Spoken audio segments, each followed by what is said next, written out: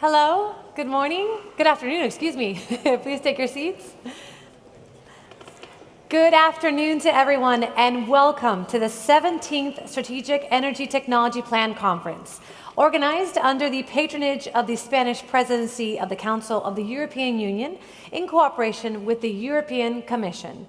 Muy buenas tardes y bienvenidos a la 17ª Conferencia sobre el Plan Estratégico Europeo de Tecnologías Energéticas, organizada bajo la Presidencia española del Consejo de la Unión Europea en cooperación con la Comisión Europea. My name is Veronica Polo and I will be your Master of Ceremonies for the next 2 days and probably your favorite person here. First of all, before we start, I would like to thank all the people involved in the organization of the conference, with a special mention to our host, the town of Viladecans, represented today by its mayor, Carles Ruiz. En primer lugar, me gustaría lanzar un agradecimiento a todas las personas involucradas en esta conferencia, con una mención especial a los trabajadores de Viladecans. En representación de la ciudad y para darles la bienvenida a esta conferencia, es un placer para mí invitar al escenario a Carles Ruiz, alcalde de Viladecans. Bienvenido.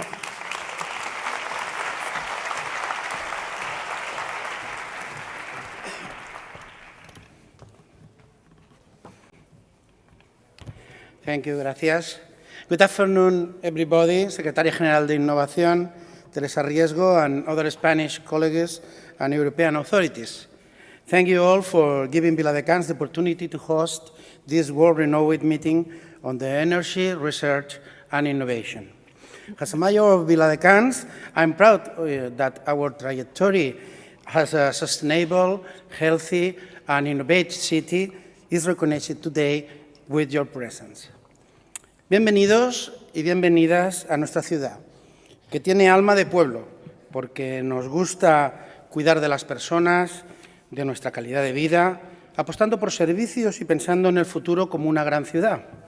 Pero una ciudad a escala humana. No en vano somos ya una ciudad de los 15 minutos. Viladecans somos también la ciudad de las oportunidades, trabajando para que nuestra ciudadanía, los ciudadanos y ciudadanas de Viladecans, tengan más oportunidades de futuro por el hecho de vivir en nuestra ciudad. Somos la ciudad con mayor igualdad de rentas de España. Bueno, la semana pasada 2 más se incorporaron a este podium. Compartimos ya, afortunadamente, este éxito con otras ciudades de nuestro país.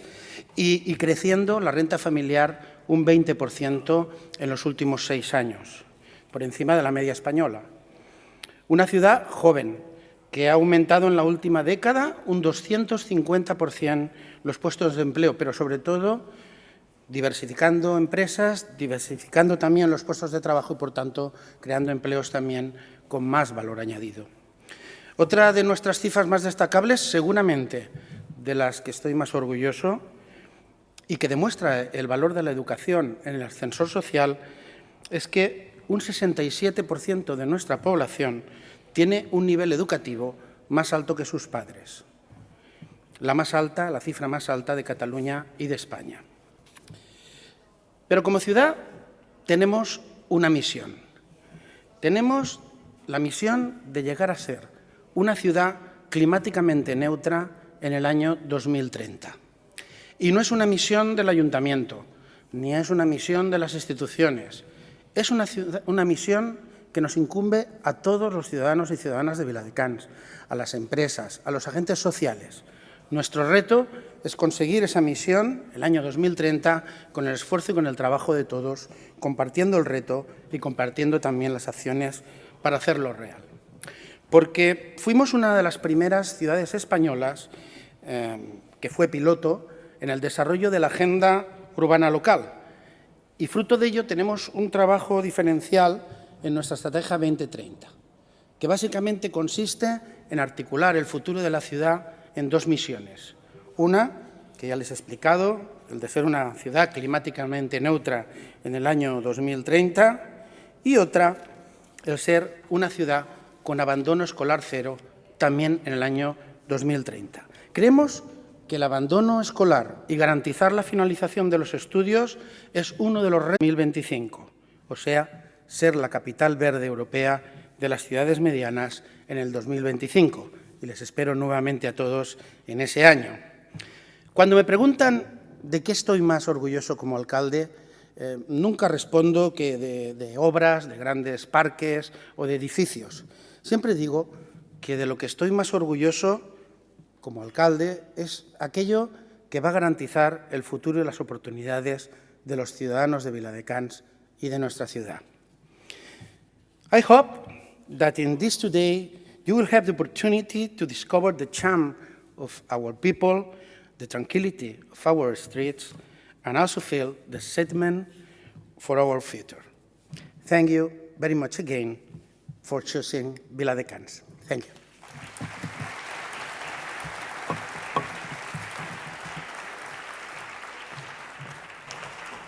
Muchas gracias, señor alcalde. A continuación, veremos un vídeo de Iliana Ivanova, comisaria europea de Innovación, Investigación, Cultura, Educación y Juventud. Ladies and gentlemen, welcome to the SET Plan conference. While I can't be with you in person, I'm grateful to the Spanish Presidency of the Council of the European Union for the opportunity to open this event remotely. This conference is a testament to our shared commitment to forging a sustainable future. Research and innovation are essential to develop the knowledge, technologies, and solutions we need. Our European research and innovation ecosystem, with Horizon Europe at its core, plays a pivotal role in driving the clean energy transition and enhancing Europe's competitiveness. But we need to go beyond. Last month, the European Commission adopted a revised SET Plan, resulting from extensive consultations with all SET Plan partners. The revised SET Plan brings several notable novelties. First, it aligns its objectives with key EU strategies, the European Green Deal, Repower EU, and the Net Zero Industry Act, increasing its political weight and ensuring its contribution to decarbonization, energy system resilience, and industrial competitiveness. Second, the revamped SET Plan is anchored in the European Research Area framework, strengthening our efforts to create an integrated energy research landscape at the EU and national level. Third, it addresses evolving cross-cutting priorities such as circularity, sustainability by design, skills development, digitalization, market accessibility and deployment, and research and innovation for societal needs. And finally, the revised SET Plan has a broader scope to encompass all strategic net zero energy technologies. Implementing the ERA pilot on green hydrogen is one example. I'm very pleased to see that the SET Plan gets wide financial support with over 500 million from participating countries through the Clean Energy Transition Partnership, complemented by an additional 200 million from Horizon Europe, the EU Research and Innovation Programme. As the Commissioner for Research and Innovation, but also for education, I would like to stress the vital role of education and vocational training in equipping our workforce with the necessary skills for the clean energy transition. By offering compelling career opportunities to our youth, we pave the road to success. Today's conference is a great moment to kick off the implementation of the revamped SET Plan.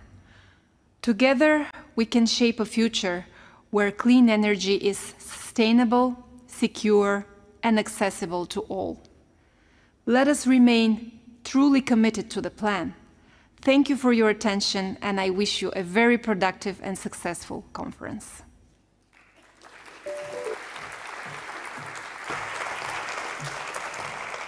A continuación, y para seguir con la inauguración institucional, me gustaría invitar a Laura Ballarín Cereza, diputada del Parlamento Europeo, al escenario. Bienvenida.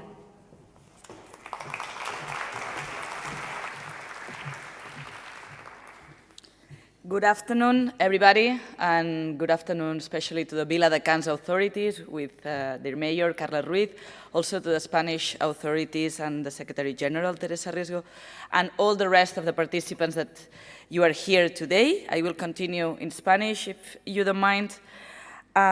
Y es un honor estar con vosotros y vosotras hoy aquí en Viladecans, una ciudad con una apuesta firme por la transición verde y la industria innovadora, como demuestra su alcalde día a día y como también lo es la nominación a Ciudad Green Leaf para el 2025. Estamos muy orgullosos de toda esta apuesta y estoy sin duda encantada de representar al Parlamento Europeo y a la Comisión de Industria, Energía e Innovación en esta conferencia organizada por la Presidencia española del Consejo de la Unión Europea. El Gobierno español, en su trabajo en los últimos años, ha demostrado un compromiso indudable por la descarbonización y por los objetivos fijados para conseguir una autonomía estratégica. Compañeros y participantes en esta conferencia, lo saben ustedes muy bien, las conclusiones del último informe del IPCC son muy claras. La necesidad de acción inmediata es imperativa para evitar un desastre irreversible. No obstante, no todos son malas noticias, ya que establece también que todavía es posible limitar el calentamiento global por debajo de 1,5 grados, como pide el Acuerdo de París. Las consecuencias del cambio climático son ya muy tangibles y cada año más frecuentes las inundaciones, incendios y sequías con impactos económicos terribles en todos lados del planeta. En este contexto, la descarbonización de nuestras economías es el único camino y la Unión Europea ha demostrado que está a la altura del momento histórico que vivimos. El paquete Fit for 55, ya casi concluido, alinea la legislación europea con la emergencia climática en la que vivimos. Desde el sistema de precio para las emisiones, las energías renovables o los estándares CO2 de los coches, la Unión Europea muestra con medidas vinculantes que va más allá de las meras promesas y que es líder global en la lucha contra el cambio climático. Como dejó claro siempre el vicepresidente, el ex ya vicepresidente de la Comisión Europea, Frans Timmermans, la Agenda Verde es una agenda de crecimiento económico. Esto se evidencia al observar que el desarrollo de tecnologías del futuro, como los coches eléctricos o el hidrógeno verde, ha desencadenado ya una carrera tecnológica entre los principales bloques económicos del mundo. Ser líderes en estas tecnologías es crucial para asegurar la competitividad futura de la Unión Europea y trabajos de calidad para nuestros ciudadanos. Las dificultades resultantes de la reciente crisis energética han servido para redoblar esfuerzos y acelerar la transformación energética. La descarbonización sirve para avanzar hacia una autonomía estratégica de la Unión Europea y también para asegurar precios asumibles para nuestros ciudadanos y para esta transición. Adicionalmente, la pandemia de la COVID-19, el empuje industrial chino y la publicación de la Inflation Reduction Act en Estados Unidos también han puesto en evidencia esta necesidad de reforzar las cadenas de suministro europeas y centrarse en la reindustrialización de nuestro continente. Cabe destacar dos iniciativas que contribuyen a un desarrollo industrial en suelo europeo centrado en tecnologías estratégicas. Por un lado, la Ley sobre la Industria de Cero Emisiones Netas y la Ley de Materias Primas Críticas. Desarrollar la capacidad productiva europea y evitar dependencias del exterior serán avances fundamentales y ambas están siendo tratadas con absoluta prioridad por parte del Parlamento Europeo, ahora mismo también en trílogos, como saben, en negociaciones con el Consejo Europeo. Esperamos poder alcanzar acuerdos interinstitucionales lo antes posible y, sobre todo, antes de acabar esta legislatura. Dentro de este marco, el rol que cumple el Plan Estratégico de Tecnología Energética, Plan SET, es de vital importancia. Como saben ustedes, se centra en aumentar las sinergias, movilizando recursos públicos y privados de manera coordinada y focalizada en la investigación, el desarrollo y el despliegue de tecnologías energéticas. Los Gobiernos nacionales, la industria y el sector de la investigación han establecido objetivos ambiciosos de investigación e innovación en cada una de las prioridades en un proceso altamente participativo. La meta de estas acciones es acelerar la descarbonización de nuestras energías, haciendo que las tecnologías sean más rentables y tengan mejores rendimientos. A través de este plan, estos años de asociación entre países, industria, organizaciones de investigación y la Comisión Europea han contribuido a muchas innovaciones pioneras para hacer de nuestro sistema energético uno más limpio, más sostenible e inteligente. Dichos avances han contribuido a mantener el liderazgo industrial global de la Unión Europea y ampliar las oportunidades de exportación en tecnologías de bajas en carbono y en eficiencia energética. Esto también ha servido para fortalecer esta cooperación entre gobiernos nacionales, industrias y sector de la investigación. El notable progreso en el despliegue de infraestructura de energías renovables en Europa no habría sido posible sin vosotros y sin este plan SET. La última revisión, como comentaba la comisaria, del pasado mes de octubre, armoniza los objetivos estratégicos originales en el marco legal actual. La consecución de los objetivos fijados colocará a Europa a la vanguardia de la próxima generación de tecnologías energéticas bajas en carbono. Esto llevará a la creación de crecimiento económico, empleo de calidad y mayor competitividad, mientras repercutirá positivamente en el bienestar de nuestros ciudadanos, que, como he dicho, nos tienen que acompañar siempre en esta transición. Y para concluir, creo que cumplir con las metas marcadas del SET dependerá en gran medida de varios factores, en concreto quiero señalar 4. Por un lado, una financiación para el sector de la innovación y la reconversión industrial acorde con la dimensión y trascendencia del reto que tenemos entre las manos. En segundo lugar, trabajar para una implementación más rápida y para cortar la distancia entre investigación y producción de tecnología, Lab to Fab Gap. En tercer lugar, asegurarse de que el plan SET reciba la visibilidad política que merece. Y en cuarto lugar, last but not least, que se dice en inglés, hay que blindar todos los compromisos adquiridos durante este mandato en las áreas de energía y clima. No podemos dar un paso atrás y por eso acabo mi intervención haciendo un llamamiento a todas las fuerzas políticas representadas, en mi caso, en el Parlamento Europeo, para encontrar juntos un amplio consenso en esta materia, porque la lucha contra el cambio climático y la competitividad de Europa están en juego. Os deseo unas felices jornadas con unos debates muy constructivos y unas conclusiones ambiciosas que nos puedan hacer avanzar a todos y todas. Muchísimas gracias.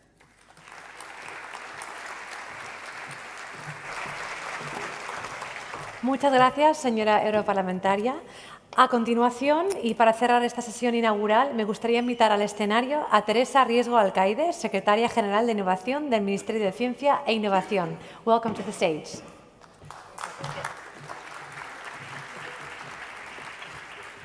Muchas gracias y muy buenas tardes. Welcome everybody to Spain, to Viladecans. I will speak in Spanish in the rest of my speech. I mean, in case you have the translator, I say take it. Okay. So, muchas gracias. Lo primero, alcalde, muchas gracias, Carlas, querido Carlas, por invitarnos y por acogernos hoy en esta ciudad de Viladecans, ciudad, como ya se ha dicho, elegida como ciudad verde, ciudad Green Leaf para 2025, lo cual es una competición que tengo que decirles que no es nada sencilla.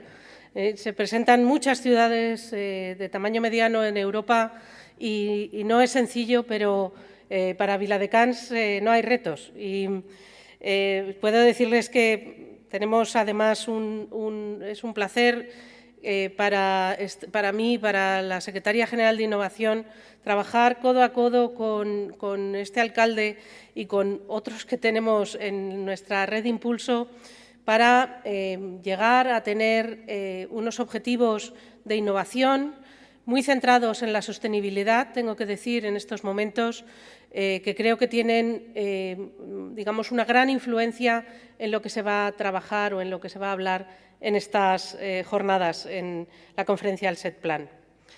Por otro lado, es un placer y para nosotros también un honor el poder acoger la Conferencia del SET Plan aquí en España, bajo el auspicio de la Presidencia española del Consejo de la Unión Europea, y yo diría que por 3 razones que voy a pasar a contarles. La primera, porque para nosotros, para España y yo creo que para toda Europa, como ya se ha empezado a hablar esta mañana y se seguirá hablando durante estos 2 días, pero particularmente en este país, la relevancia y la importancia de las energías limpias está siendo clave en el crecimiento económico, en el cambio, en la transformación de la economía, y esto lo podemos ver con algunos números que son bastante claros. Por darles un dato, entre 2014 y 2017, en España había instaladas 13 megavatios de energía fotovoltaica, entre 2014 y 2017. Entre 2018 y 2023 se han instalado 18.000 megavatios. Es un cambio no de multiplicado por 10 ni por 100, sino por 1.000. Desde 2018, en el sector fotovoltaico se han generado 33.000 puestos de trabajo en este país, un 400% más que en 2018. España, además, se calcula que en 2030 la dependencia energética bajará hasta el 51% con un ahorro estimado de 90.000 millones de euros en importación de energías, de productos fósiles. Esto hace que, digamos, hemos apostado por la transformación de la economía del país basándonos en estas energías limpias. Porque además tenemos muchas oportunidades. Es un país, como ustedes saben, que tiene pues mucho sol. Casi hoy estamos a mediados de noviembre y sigue haciendo mucho sol con una radiación muy fuerte. Hay viento, hay costa y además hay zonas donde podemos instalar todas estas grandes instalaciones que necesitan. Pero además tenemos un sistema de distribución eléctrica que ya sabe cómo integrar las renovables de manera muy estable. Y esto creo que es algo que también es ejemplar y sobre todo nos da una energía segura. Bueno, el segundo aspecto que creo que es muy importante para la celebración de esta conferencia hoy aquí es la relevancia que la ciencia y la innovación han tomado en los últimos años también en el país. Hemos reformado las leyes, hemos conseguido un aumento histórico de presupuestos, estamos desarrollando nuevos planes y nuevos proyectos novedosos en forma de trabajar todos juntos, industrias grandes, pequeñas, startups, inyectando esos fondos allá donde hace falta, en modo subvenciones o capital para las pequeñas empresas o en capital humano cuando hace falta. En tercer lugar, esta conferencia, y ya lo ha explicado la comisaria, es muy pertinente porque tras la publicación de la comunicación de la Comisión Europea sobre el rediseño del SET Plan, qué sitio mejor que este para que podamos hablar, discutir y ver cómo podemos mejorar en nuestra competitividad y en nuestras tecnologías mirando lejos, mirando hacia el futuro. En este documento, que tiene 6 prioridades, 10 acciones muy adaptadas a los retos y oportunidades actuales, a mí me gustaría destacar la primera, no porque me haya quedado ahí leyéndolo, que podría ser, pero no es el caso. Y la primera prioridad es convertir a Europa en el líder, en el número 1 en energías renovables. Creo que esto es muy importante y ahí se habla tanto de tecnologías como se habla de coste y estabilidad. Y creo que eso resume muy bien lo que nosotros pretendemos hacer y queremos hacer. Además, en estas prioridades no solo se habla de aspectos puramente tecnológicos de la energía, sino también de unos aspectos relacionados como los materiales, el almacenamiento, el hidrógeno verde, la geotermia, etc. Desde luego, Europa no puede ser más que un líder y tenemos que contar con algo que es fundamental en nuestro continente, y es que tenemos el compromiso por parte de los ciudadanos, que son cómplices de este cambio, de esta transformación, las administraciones, que debemos seguir siéndolo y, como ha dicho nuestra europarlamentaria Laura, así debe ser y debemos no dar nunca un paso atrás, pero además tenemos el compromiso de nuestras empresas privadas. Este compromiso multilateral que podemos observar aquí en Europa, yo diría que es único en el mundo. Para llegar a esto, recordemos que el conocimiento y la innovación son esenciales. Aquí no se llega por casualidad. Bueno, para estos 2 días hemos preparado un programa que esperamos que sea de su agrado, donde vamos a poder ver expertos de múltiples áreas con perfiles muy distintos. Siempre creo que en estas conferencias tenemos que escuchar, tenemos que aprender, intercambiar opiniones y experiencias, y con eso volveremos a casa con mejores hábitos y seguramente con ideas nuevas que podremos poner en práctica. Y disfruten de paso de sus ratos libres, tanto de Viladecans, que es una ciudad muy agradable, como si tienen un rato para dar un paseo por Barcelona. Y aquellos que vayan a la visita del Alba el miércoles, espero que también la disfruten. Muchísimas gracias.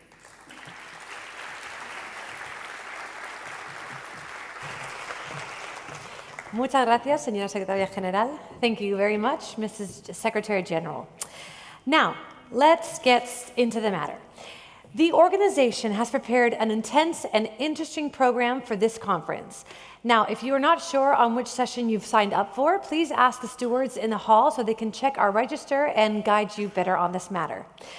Now, many of you have already attended the side sessions that took place this morning, but that was just the beginning. During the next 2 days, you will have the opportunity to hear about the most pressing issues concerning energy technologies in Europe. The SET Plan, as you know, was launched in 2007, but is now entering a new phase with a communication on the revision of the SET Plan adopted on October 20th. We will hear more about this issue a little later today. Now, this year's theme, Energy Research and Innovation for a Competitive Europe, highlights the need to reinforce the research and innovation landscape, to enhance competitiveness and sovereignty of clean energy technology value chains within the EU. Now, this reinforcement is crucial to collectively overcome the energy crisis and tackle the global climate challenge. The conference will provide a platform for stakeholders to establish connections and expand collaborations aimed at developing and demonstrating innovative clean energy solutions, while at the same time accelerating their employment. Additionally, it will foster the alignment of national and European policies, and thereby avoiding the issue of fragmented resources, initiatives, and regulations. Now, before we get started, we will watch a short video about the revamped SET Plan prepared by the European Commission. Delivering affordable, secure, and sustainable energy has long been a core objective of the European Union. While the EU has made significant progress in energy efficiency and renewable energy production, it must accelerate its energy transition to meet its decarbonization objective by 2050. Research and innovation will be key in this regard to develop new solutions. Since 2007, the Strategic Energy Technology Plan, the SET Plan, facilitates cooperation in the development of clean, sustainable and cost-competitive energy technologies across SET Plan countries. This policy tool has become the framework in Europe to build synergies between national and European R&I priorities and funding. The SET Plan identifies gaps and proposes actions to deliver the technologies needed to help Europe meet its 2030 and 2050 climate neutrality goals. By bringing together policymakers, industry, researchers, academia and citizens, the SET Plan boosts the development of clean energy technologies in a sustainable way, making the European industry a front-runner in this domain. For example, SET Plan countries have recently mobilized joint national funds, topped up by European funds, through the Clean Energy Transition Partnership. Working together, we can take on the energy challenges and meet the ambitions of the European Green Deal. Our common SET Plan efforts contribute to a secure, clean and sustainable energy future for all.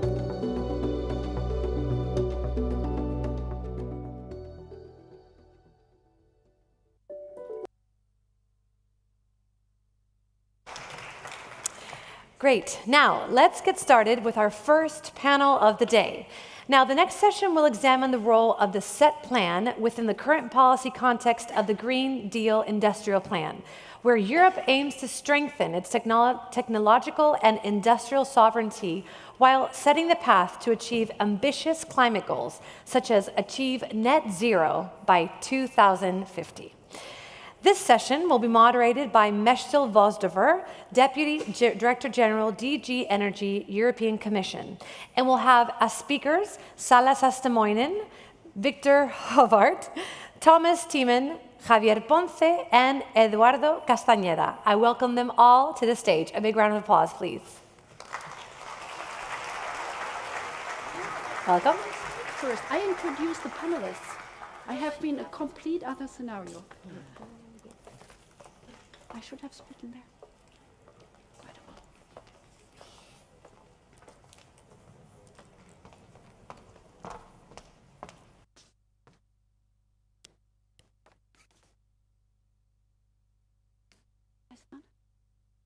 Good afternoon, everybody. It's a pleasure to moderate this first high-level session at the SET Plan conference. As you have heard, it's about competitiveness and technology, clean energy technologies. So before I start introducing the distinguished guests and panelists of that session, let me say a few words to introduce the subject to you. First of all, the issue of technology competitiveness is on the top of the agenda at the European Union. That was recently again confirmed by the EU Council, the European Council of Heads of State and Governments. We need clean net zero technologies for our European Green Deal and to become climate neutral by 2050 as a continent. From the energy side, last year we went through an unprecedented energy crisis. With the invasion of Russia and Ukraine, we had seen that we are too dependent on Russian gas and some other fossil fuels. In order to react to that, the European Commission came out with a Repower EU plan, which has the main objectives of saving energy, putting energy efficiency first. Secondly, diversify our energy supplies, mainly gas. And thirdly, and that's the most important, accelerate the clean energy transition with more renewables and clean technologies. And we saw together, in solidarity, the 27 EU member states came out of that energy crisis relatively well. We didn't have any blackouts.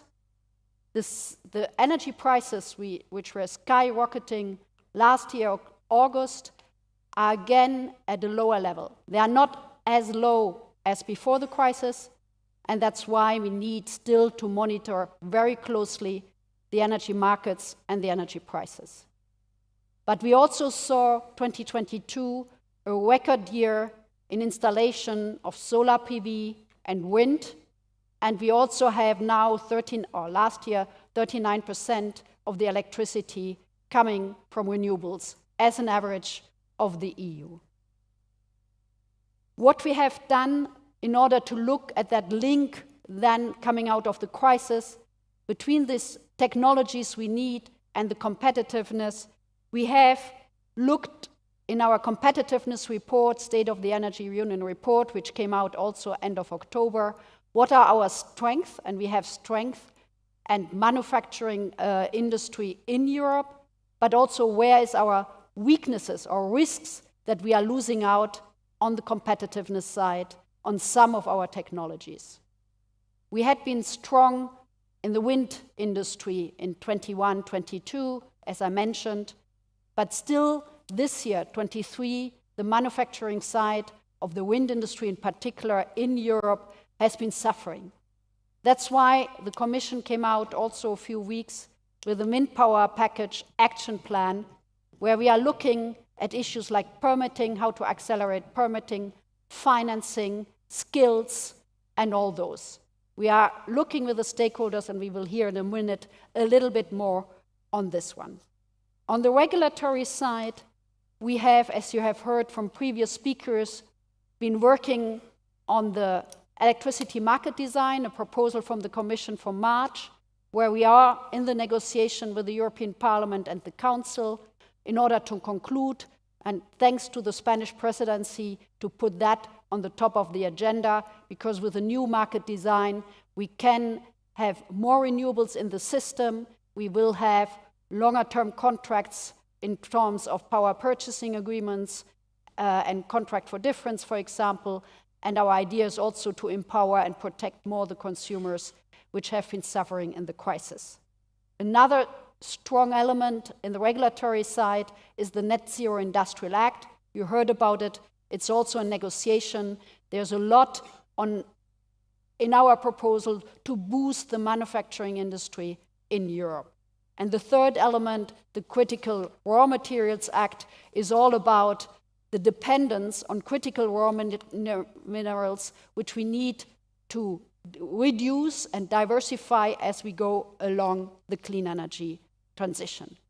The SET Plan, the communication, the revision of the SET Plan, which is the center of today and tomorrow's debate, brings that, all of that also closer together. We have updated the SET Plan in line with our European Green Deal, in line with the Repower Plan I just explained, and in line to be there for our competitiveness and the specific industries behind. So these are a little bit, in a nutshell, the main issues on the table which we are discussing right now. And I'm very, very pleased that we have a distinguished panel today. So I would like to introduce them quickly, and then I will ask questions to all of them. So first of all, to my left is Sala Sastomainen. She is the Deputy Director General of the Joint Research Center of the European Commission. Welcome, Sala. Next to her is Viktor Horváth, who is the Deputy State Secretary at the Ministry of Energy of Hungary. Hungary will have the EU presidency in the second half of next year, so your input, insight is also very much welcome. Then we will have Professor Dr. Thomas Thiemann, who is Senior Vice President for Energy Transition Technologies at Siemens Energy, a key player in the clean energy transition. Next, we have Javier Ponce, who is the Director General at the Center for the Development of Technology and Innovation.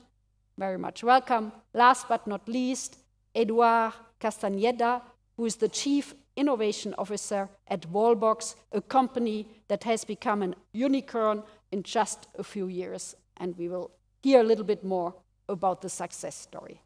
But let me start with Sala. The Joint Research Center has led a lot of scientific evidence into the policy-making process of all the initiatives I have just mentioned to you, and also plays a key role in the competitiveness report. With that experience in mind, what is your take on the EU's competitiveness in the clean energy sector? Please. No, thank you, Mechthild. And thank you for the Spanish presidency and all the organizers of the possibility to bring the Joint Research Center's point of view to the discussion. Indeed, we from the JRC, we are very much involved in the monitoring of the clean energy competitiveness. You mentioned the competitiveness progress report. We do a lot of analysis there through the Clean Energy Technology Observatory that produces reports combining the technical know-how to the economics, to the social, to the material sciences. So it's all these aspects that play part also of the competitiveness on the energy technologies. So we are constantly assessing the clean energy innovation. So it's this innovation R&I part of the competitiveness. And there we have good news. It's good to start actually then in the good news. You mentioned, for example, that the EU has significantly increased the additional deployment of the renewables. And actually we have, while we have been using more energy per capita, we have been able to keep our greenhouse gas emissions on the level before the COVID. So that actually makes the EU one of the lowest emitting world economies in terms of the GDP. So that way, good news. And where we see then where the EU is strong, it is, for example, strong in the clean energy research and with the international patents. So that's an area where we are one of the leaders. Also, in the world level, it's very much in the public spending. Actually, we are investing. They are promising. We are there. Also, we have actually started to be back before the COVID there. And when we combine to the member states and Horizon Europe, that gives a very good basis. Then there has to be also, we have to combine the public and private spending. And if we look at the private investment on the clean energy, we are actually around the same level in the terms of than the US or the Japan. So that was also then, let's say, the good news. And when we go then, how it actually clean energy influences to the work of the job seekers. So there in the jobs, the manufacturing jobs are growing faster here. So that is also then one aspect which is important. But there are challenges. When I say that, okay, we could still manufacture more. So the Europe is good in the start, but when we come to the manufacturing, there our scaling up is actually not responding yet to the demand. So we could do more there. And that means that if we cannot manufacture, it's the competitors. So you mentioned, for example, the solar, the PV or batteries. There our competitors in the world market actually are doing more than us. Second area, and we are trying to deal with this also with the regulatory measures, as you said, it's access to materials. The EU is still too dependent. We are too dependent of the competitors, for example, on China as regards their supply chains for the critical raw materials. And it is indeed the market for the job seekers. We are missing the labor. So it's the labor shortages that are there. So that way we have some very good points for the competitiveness, and then the points for the competitiveness that we have to still work for. And the communication on the SET Plan, so the revision actually tries to tackle also with these challenges. And with the cooperation that we have, everybody here in the room, I think that this is then one way of going forward, that we even from today can improve the EU's competitiveness. Thank you very much, Sala. Maybe just to follow up on one point, you gave us the big picture, the competitiveness of the EU and the strength and the weaknesses and the challenges which are also addressed in the SET Plan. As I mentioned, it would be also good to have some deep dive, and we have been looking, or you have been looking together in one particular sector from the energy side, which is the wind sector. Can you give us some insights on what to do here in the wind sector in particular? Yes, absolutely. The wind sector with the Commission's Wind Energy Action Plan, that is really the topical, it's something to discuss. And when I said that the EU is strong, actually then also if we look at the wind sector, the last year was the EU's strongest year for the onshore wind deployment since 2010. So we have the strong aspects there. And even in the offshore we are good at the level of the world, there we could develop more. So that way it is both sides of the wind energy. In the offshore there are a lot of projects, but they haven't yet materialized. So that way something have to wait to pay attention, and that way so that in the long term we could also raise the offshore side. But as I said, in the world market, we are strong players in both of these aspects. And in the innovation, the EU companies are leading also the innovation in this area. And for example, then of the private EU investment, we are around on the 40% of the global, so we are ahead of the US and China, also in the wind sector. But we need to, again, pay attention because there are challenges. Challenges that have been identified are, for example, relating to the permitting procedures. Coming myself, having as a background as a lawyer, there are reasons. What are the protected goods in the permitting? But we have to always look at what is about the balance, so that we are protecting what is needed and at the same time can serve the competitiveness. If we cannot do it, indeed, that is playing for the benefit of the competitors. So that's something that we have to take into account. Naturally, we have to then look how we work on it. And you mentioned already that we have the political support currently. That's the action plan. We are doing the legislation, so it's a legislative support is there. That's very, very important with the Net Zero Industry Act, with the critical raw materials, also there for the wind sector. And then we have to follow the implementation. And that's something that we are also trying to do and we are doing in the Joint Research Centre. I'm referring to our it's really a useful, excellent tool. It's Energy and Industry Geography Lab. And that would show, for example, also in the wind area, what are the benefits on the locations in relation to the industry and to the energy. So that is something that we can bring then together, actually, then also in the wind area.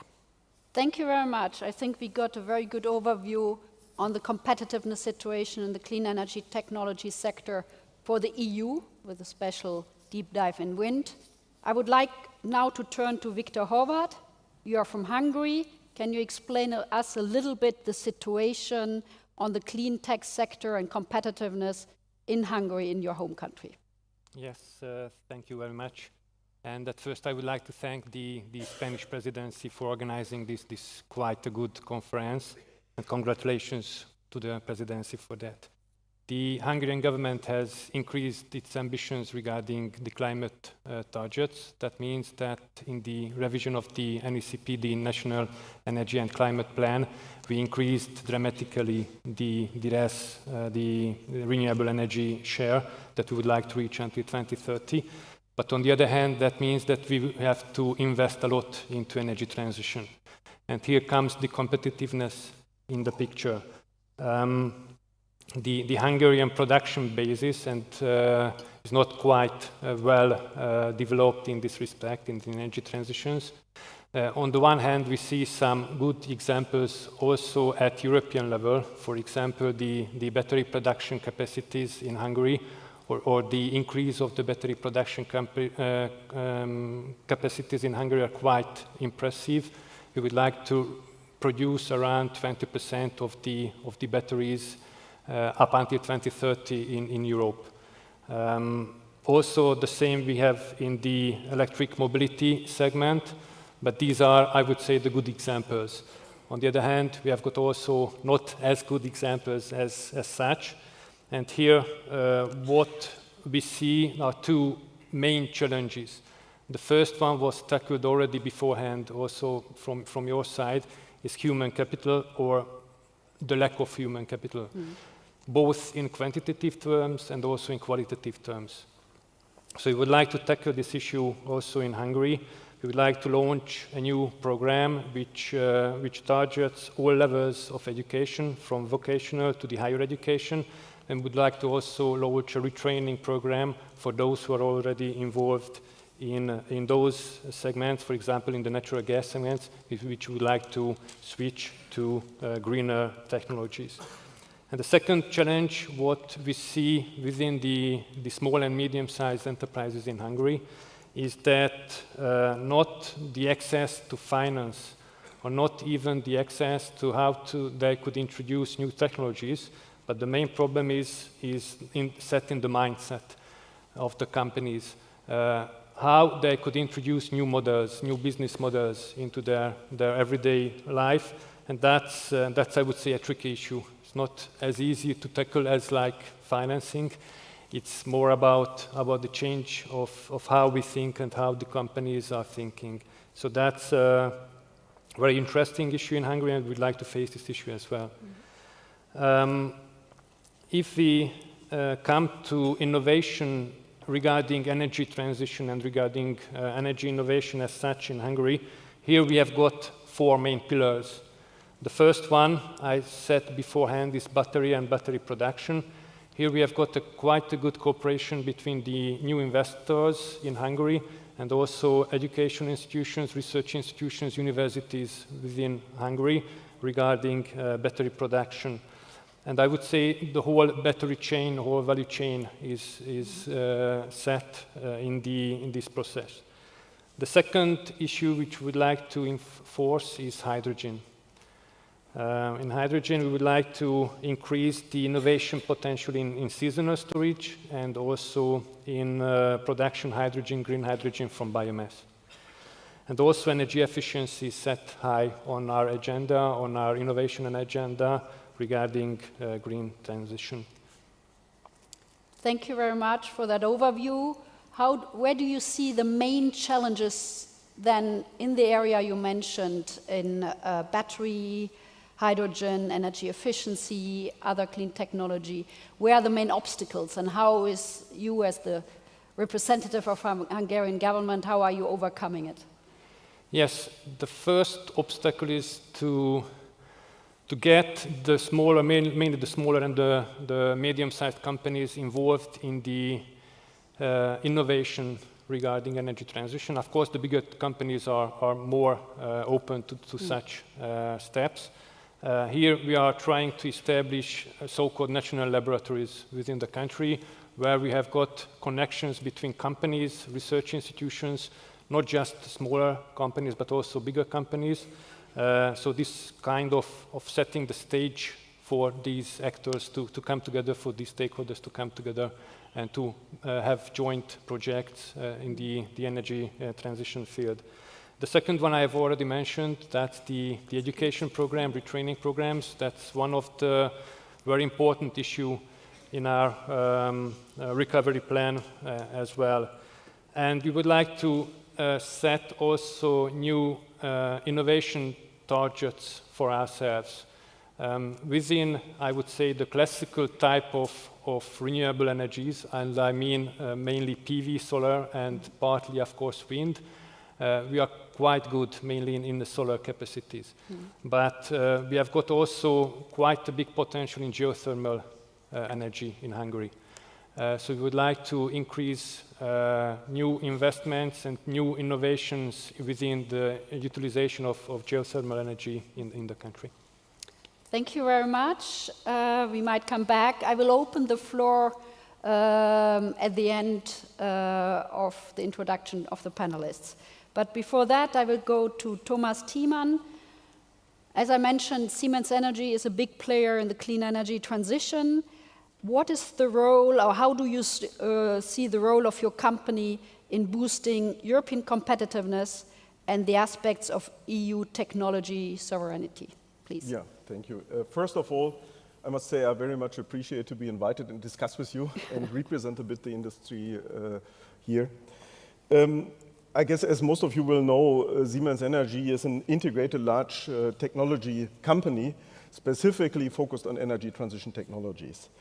We act global. That means also we bring to the table a strong global footprint. We see what happens also outside Europe. I think this is what we can also bring to the table.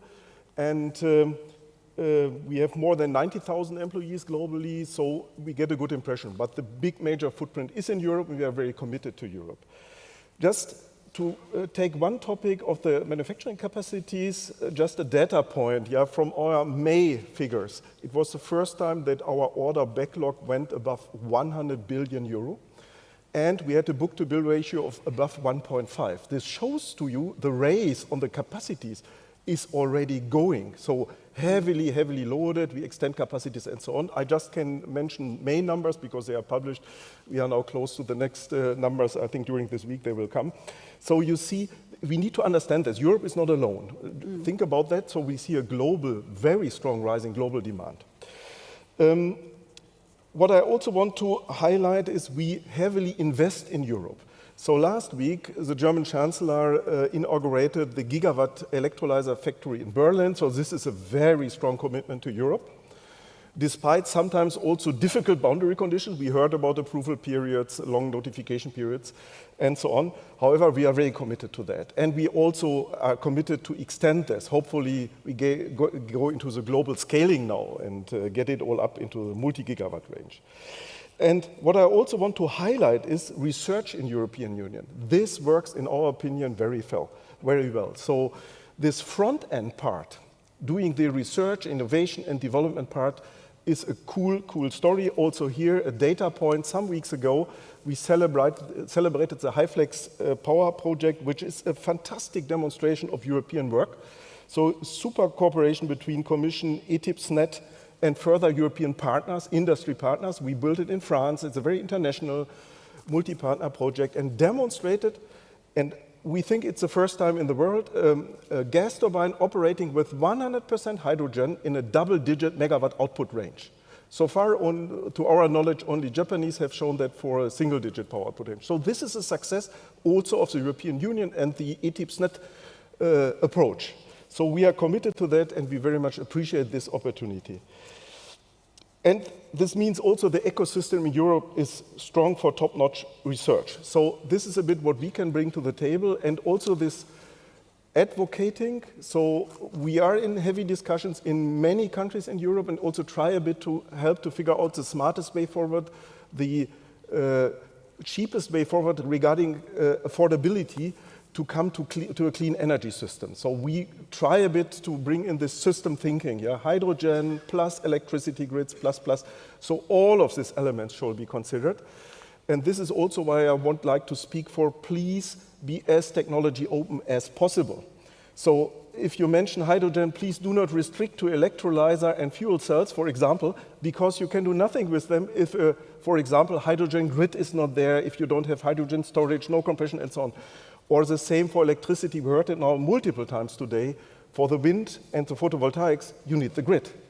So you need grid equipment, you need transformers, switchgears, and so on. Please don't forget about that, and also support the research, innovation, and development in these areas, because also there is enough to do to bring up power density and get more for the buck. Thank you very much, and thank you for bringing up a number of points. Just to come back on the grids, we very much agree. By the way, smart grids are part of the technologies in our Net Zero Industrial Act, and we are working right now for publishing an action plan on grids, electricity grids in particular, by the end of this month. And that is as part of the package. It's not in isolation, but in also order to develop further hydrogen and in particular renewables. We need the linked grids, and that's why we look how to make them more efficient, what can be done smarter, and where we do need. One more question, you already mentioned it, the global context. How can we make sure that the company like Siemens Energy, you mentioned you are globally active, but with a clear focus on Europe. How can we make sure that we can keep Europe and the EU as the main attractive point? We hear a lot about IRA and companies going elsewhere. Where do you see, how can we attract private investment in Europe from a company point of view or industry? Yeah, you mentioned the absolute decisive point, and I need to put some water to the wine now. So on the front end, Europe is very strong, so research and so on. However, the closer you come to commercialization, the more tricky it gets. And in the past, it was really, if you get too close to commercialization, it's very bad, here in Europe. Unfortunately, the USA shows, or fortunately for the Americans, shows very effectively how another system could also work. This is, by the way, the extreme example of going fully on commercialization and let the other part very free. For me, the hydrogen funding there is a super example. So you get up to $3 per kilogram hydrogen tax credits if it is produced carbon-free.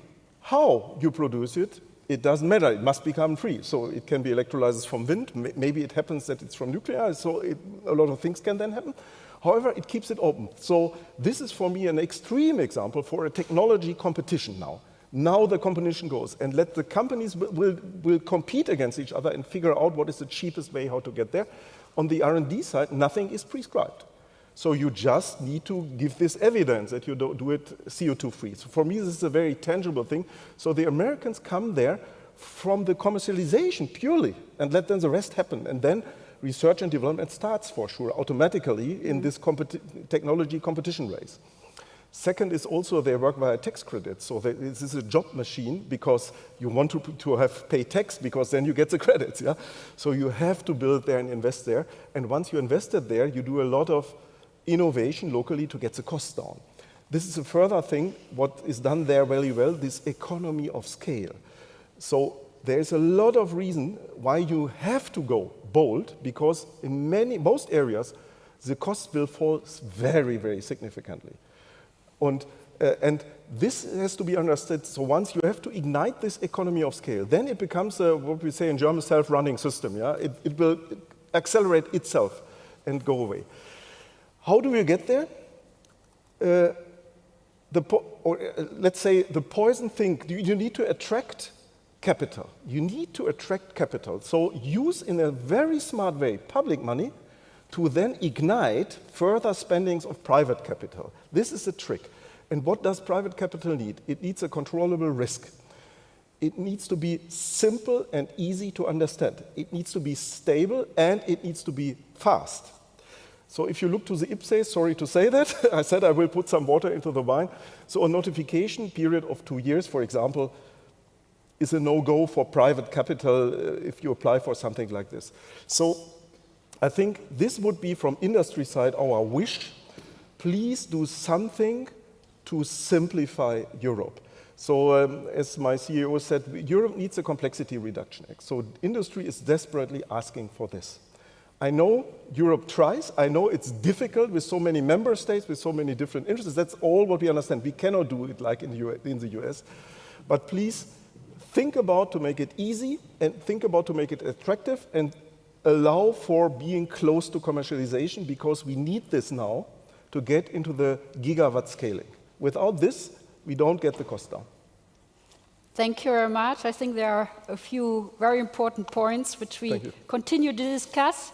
But before I react, I would like Javier Pont from the Spanish Innovation Agency, in a way, exactly ask that question. How can we make sure that innovations, research, where we are strong, I do agree, into marketable solutions? How can we make sure they are closer to the market, commercialized? What is your contribution from the Innovation Agency? Okay, thank you. Good afternoon, and first of all, I would like just the possibility to explain here something in relation with our agency. We are the Spanish Innovation Agency in terms of we evaluate applications that come to CDCI in order to finance R&D private projects. So we have more than 45 years giving support to the Spanish industry in order to develop new products and services, and energy is one of the main areas that we have financed. Our main approach is a bottom-up approach. We receive applications and evaluate them, and we support those projects that has the required quality in technological quality, and the company has enough financial capabilities to develop this type of project. In energy, we have devoted during the last 10 years more or less 110 projects, R&D projects every year, okay? More or less with a public support of 52 million euros per year. But during the last 4 years, since 2019, we have changed a little bit our focus, and we have introduced a verticalization in our strategy, okay? So we have detected some strategic lines that are quite important for Spain, and one of them is energy. So we launched one special call for proposal. This is missions, we call missions, and one third of this mission was devoted to energy. So we have doubled the quantity we have, which we have support energy project during the last 4 years. This is a nice opportunity to see what are developing Spanish companies in this field. And it's true that it's now a necessity, yes, to be more approach to commercialization. But I think that we have to think in a very more strategic point of view, because we have developed at present one of the first prototype of floating offshore wind technology has been proved in Spanish Sea, one of the Spanish areas. We have developed some electrolyzers and some membranes for protonic membranes, and especially during the last year, we have devoted a lot of money on one of the, I think, key technologies for the future. It's solid oxide electrolyzers, because it's a very new field that is very effective. It is quite clear that it's very effective, and it's able to produce near to the industry. And also you can use renewable energies, especially photovoltaic, in order to have the heat you need for this type of electrolysis. So I think we are a very specific country with a very high isolation, very nice wind during the morning and at night. So it's a very well-balanced country related to renewable energies. So we have to mix everything and see what are the more strategic issues. For me, I think I read last week in Spain, we have, during the last year, I think more than 4 weekends with 0 price for electricity. But this is nice for the consumers, but it has also some troubles into the networks. So we need to analyze the whole thing, because the problem is how to storage the energy that you will have in a very nice situation if you have a good isolation and good renewable energies. So for us, a very new field to research is storage. It's critical for Europe, how to store and to be the first to develop the industrial capacity on a storage of energy. And I think we have to think at the European level. And if we see our history, we have some success, very success, in some areas. For example, we have thought about the possibility to develop some consortium, because in the past we have a consortium, public-private consortium, and this is in aeronautics, and this is nice. Well, it is working well. Airbus is one of the leaders in the world.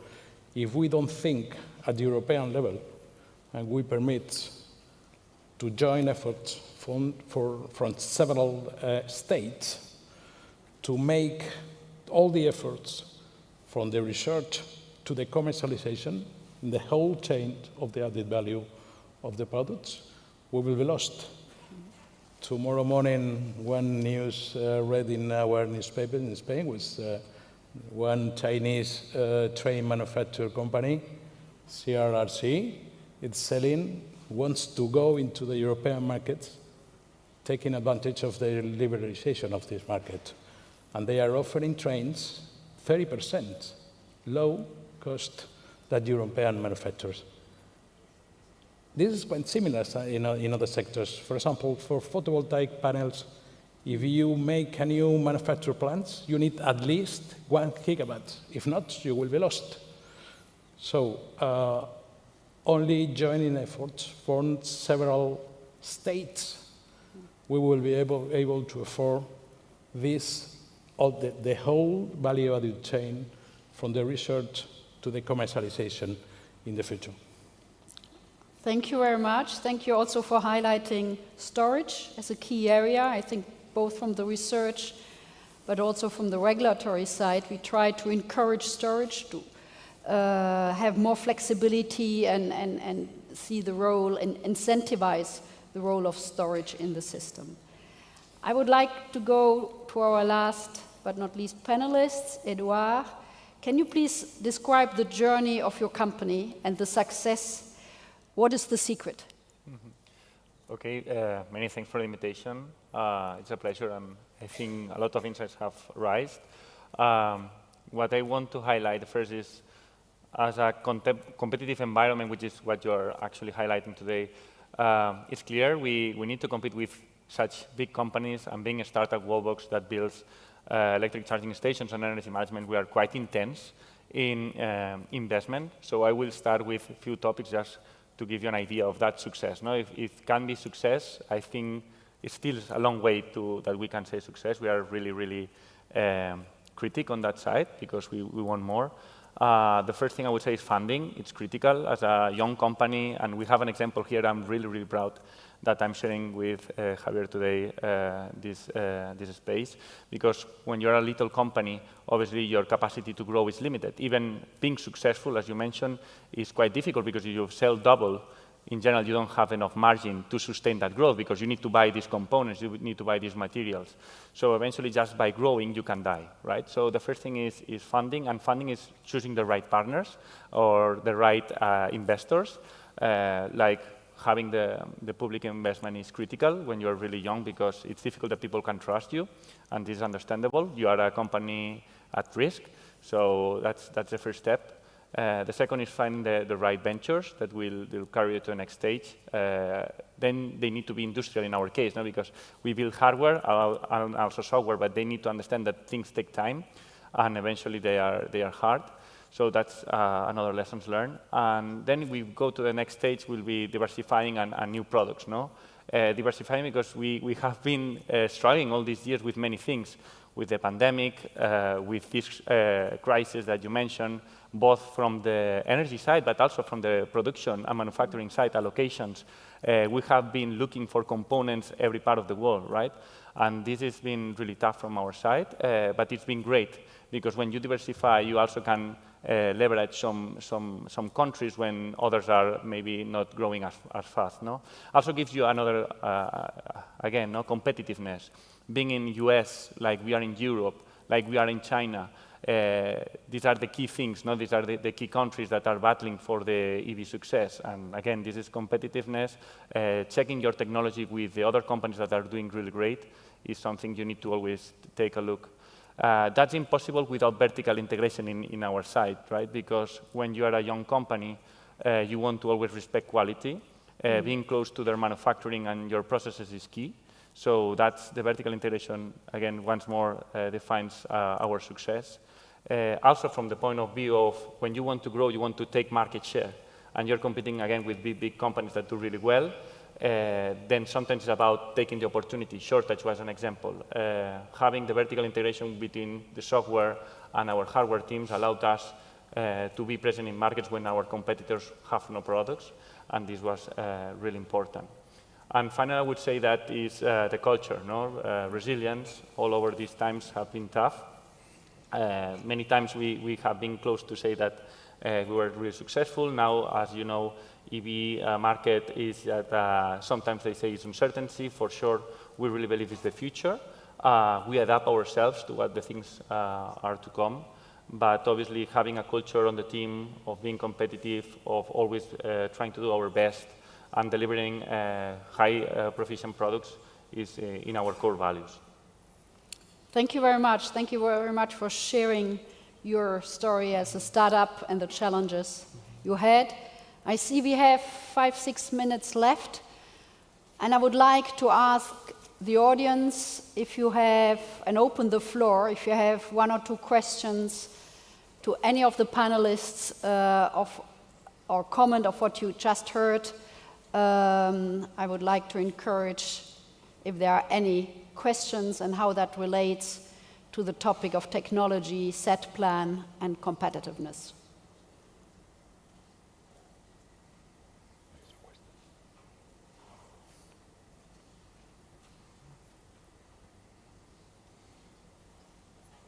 I don't see any questions from the audience. So I will go back to the panel. So maybe starting with you, Eduard, do you think you can learn something from the debate out of the SET plan to boost technology competitiveness? Is it something concrete for you? How could we approach and help startups more concretely? Yeah, I think startups are pretty well known by the innovation side, and we can align with today's maybe the top line. No, we were mentioning competitiveness and technology sovereignty. I think one thing is possible today is energy independence, right? And maybe Europe, many countries in Europe have been dependent from the energy for many time, and now there is a huge opportunity on that.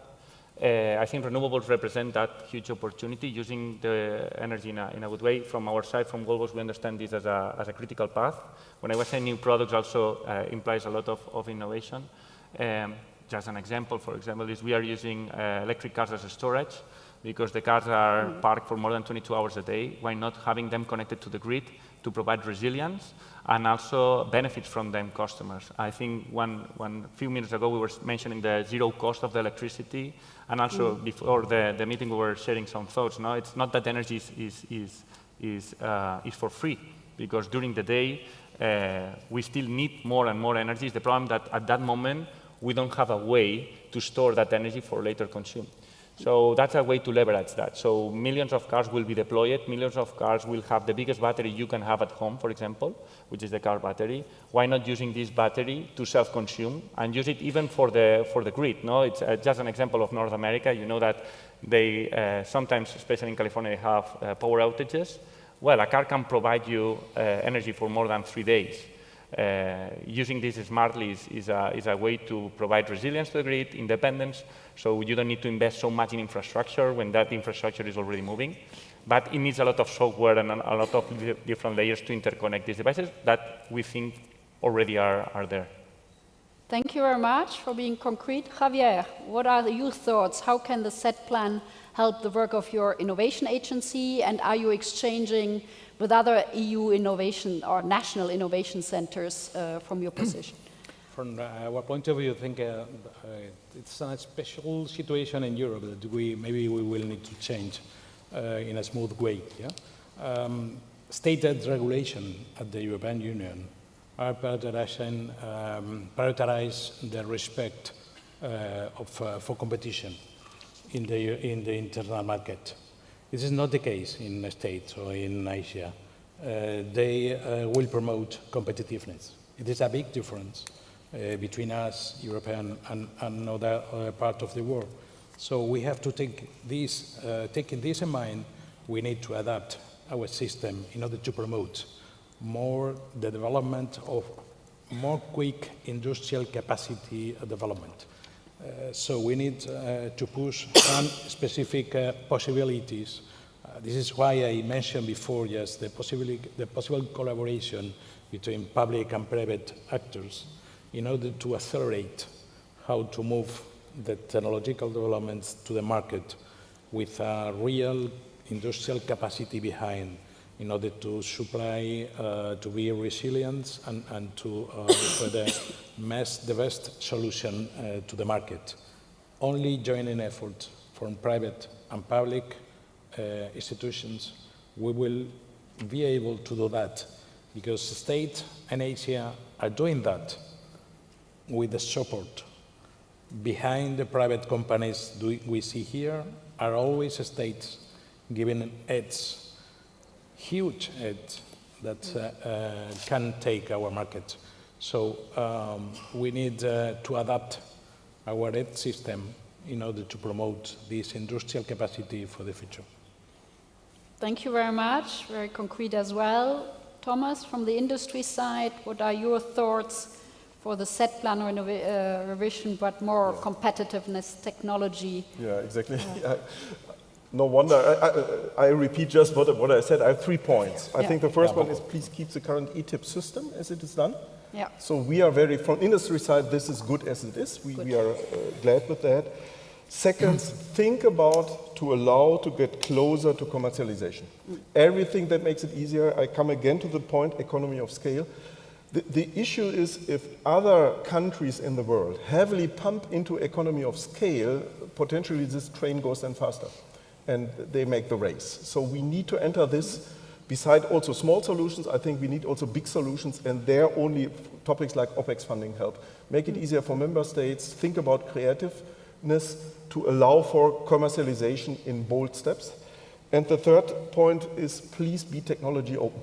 So don't prescribe, please, the technologies. You can do it later if companies or consortia apply for a program, then you can sort it out. If it is, again, do you think it's fossil or whatever it is, but please sort it out at a later step. Allow industry to come up with creative, good, cool technologies here in Europe, and don't prescribe it early in the programs, too narrow. Okay, but still they need to contribute to decarbonization and all that bigger games. Sure, absolutely. Sure. Okay, thank you very much.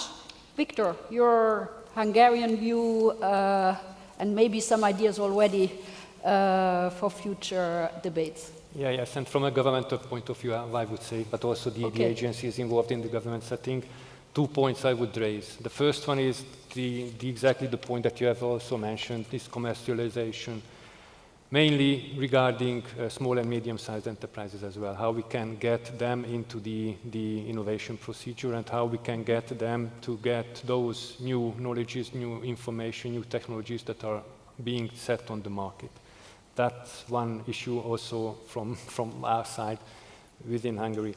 And the second one is collaboration between countries, collaboration between the research institutions, companies, how the network could enforce such collaborations, because as it was said, the competitiveness issue is not really within Europe. Of course, the member states and companies are also competing within Europe, but the biggest competitiveness is, I would say, is with the United States, with China, with the Asian companies, and here within Europe we need more collaboration, and here the innovation and the SET plan could contribute to this collaboration at European level. Thank you very much. More collaboration between the EU countries to be stronger and also achieve more economies of scale, because we have, if we look at the EU market, it's quite a big market and not the national one. Last but not least, Salah, you represent Joint Research Center. How can the Joint Research Center contribute to the revision of the SET plan? You are already fully involved, but even more. Exactly. No, I fully confirm our engagement indeed to work also for the revised SET plan. And I think that I'll raise 3 points. Something that we want to do from our competence is kind of anticipate, to bring the anticipatory view there, and that is to work with the foresight. So it is still this year we come up with the results of a study on the foresight on the clean technologies. So that is one aspect, looking on the future, and that way helping to still then to find the priorities. The second point is the monitoring and assessing. So it is there we will want to and continue to work with the existing working groups, and where we put then these our assessment what has happened is this annual SET plan progress reports, and actually as usually we are publishing them in connection of this conference, and today there is a new progress report. So this is something that we will also work, and that helps. I mean, it's a policy making. You set targets, then you monitor, and then you see where you need to pay attention for the future. And then the third one, we are a part also. We want to be part there on the implementation, and that way, when we are now going for these cross-cutting elements of the SET plan, it's, for example, then where we are aim to create the kind of task forces.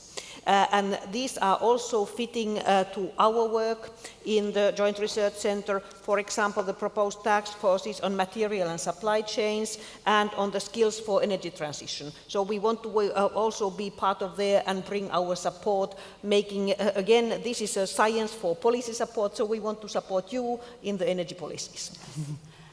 Okay, thank you very much. I think this has been a very interesting panel, different views from a national level, EU level Joint Research Center, industry level, Innovation Center, and startup SME.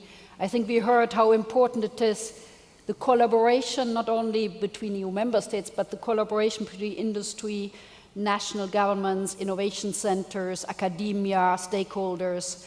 I think there the SET plan is indeed, and the ETIPs are the structure to go ahead. So I think we have some very good input on that. We can still learn, I think, in Europe how to make it closer to the market. I heard that already in the past, so I think there is still a way to go, and how also to scale up in the EU. With that, I think there are a couple of more points, but there are also more sessions. We are only at the start of the SET Plan conference. I would like to close this session right now. I think there's a coffee break, and then we start again. Thank you very much. A big applause. Thank you. Thank you. Thank you very much for this very enlightening discussion. We have now a short break. Coffee and snacks are provided, and I will see you all back at 4:30. Thank you very much. Bueno, es un placer. Igual.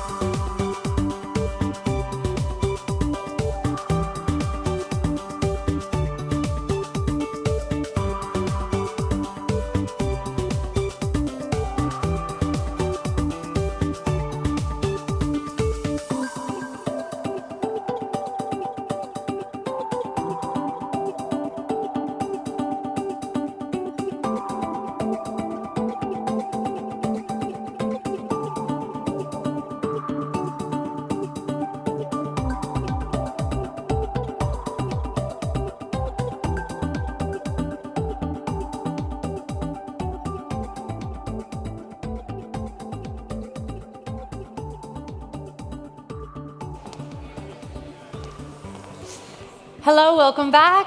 Please take your seats. Thank you.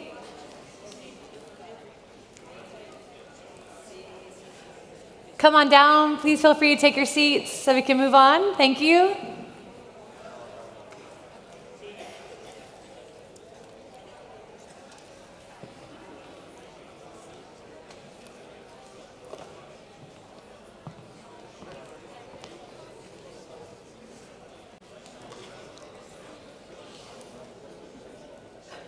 Great, thank you so much. Hello and welcome back, and I hope you're all ready for this next panel. I still see people coming in. Please feel free to sit down.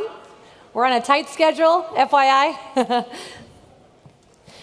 Okay, now this session will deal with the recently revised SET Plan and its key role in reinforcing the links between research and innovation and energy policies. Now, for this, we will welcome our next moderator, Rosalind van der Vlies, Director Clean Planet R&I European Commission. And our distinguished speakers will be Teresa Riesgo, Timo Ritoni, Johan Hansen, and Niels Roque. Please welcome them to the stage. A big round of applause, please. Thank you. Welcome.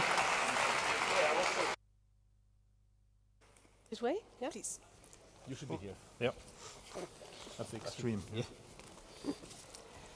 Okay, good afternoon, everybody. I hope that you had a great coffee break and some snacks, and that you're all ready for this high-level panel discussion on the revamped SET Plan and the role that it will play in the clean energy transition acceleration. And I see that there are still people coming in, so hurry and grab one of the last seats because we are about to start with a very, very impressive panel that I will introduce to you in a second. But first, I think it would be really good to make sure that you're still awake and not falling asleep. So we will have a little question to you as the audience. So we will launch the Mentimeter question. If I can also get the QR code on the slide behind me, that's really good. Thank you very much. So this is an opportunity for you to grab your phone, and for once you won't look rude, because you can grab your phone actually to scan the QR code or log on to www.menti.com and enter the code that you see displayed here, because it would be really great to hear from you. We want to learn, because we are discussing here the SET Plan revamp, and we would like to learn from you what you see as the most interesting part of the SET Plan revamp. And I'm convinced that you already heard a lot about the SET Plan revamp, also in the run-up to this conference, because the Commission adopted a communication to revamp the SET Plan on the 20th of October.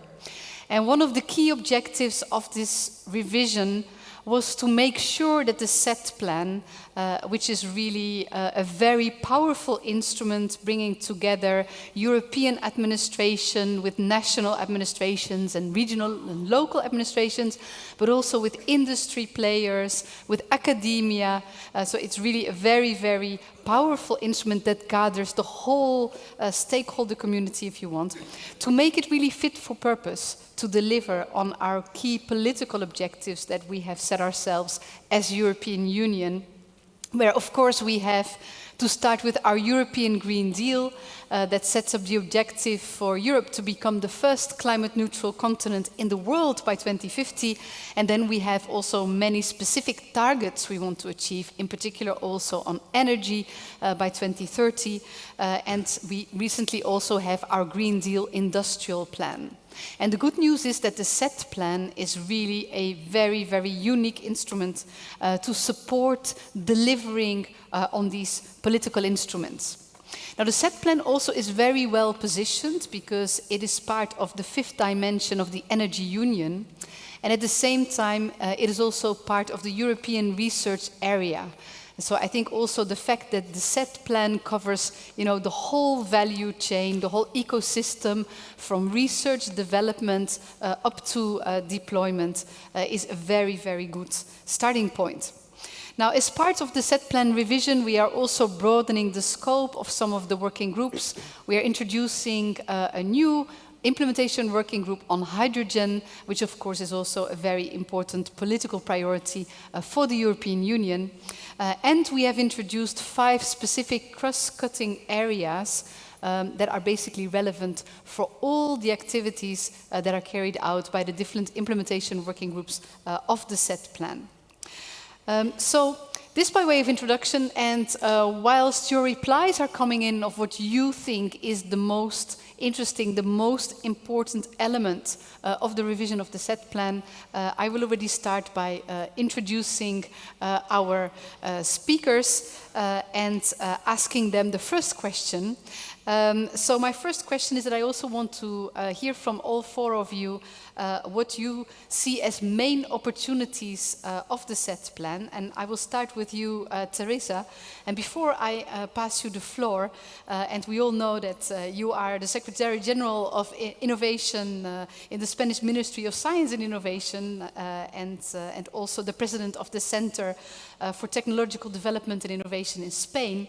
But what many people maybe do not know about you is that at home you also have access to a very energy efficient source, which is your dog Leo, which is always full of energy when you come home, and that Leo is really maybe a good example of how we can really have a lot of energy and use it also efficiently.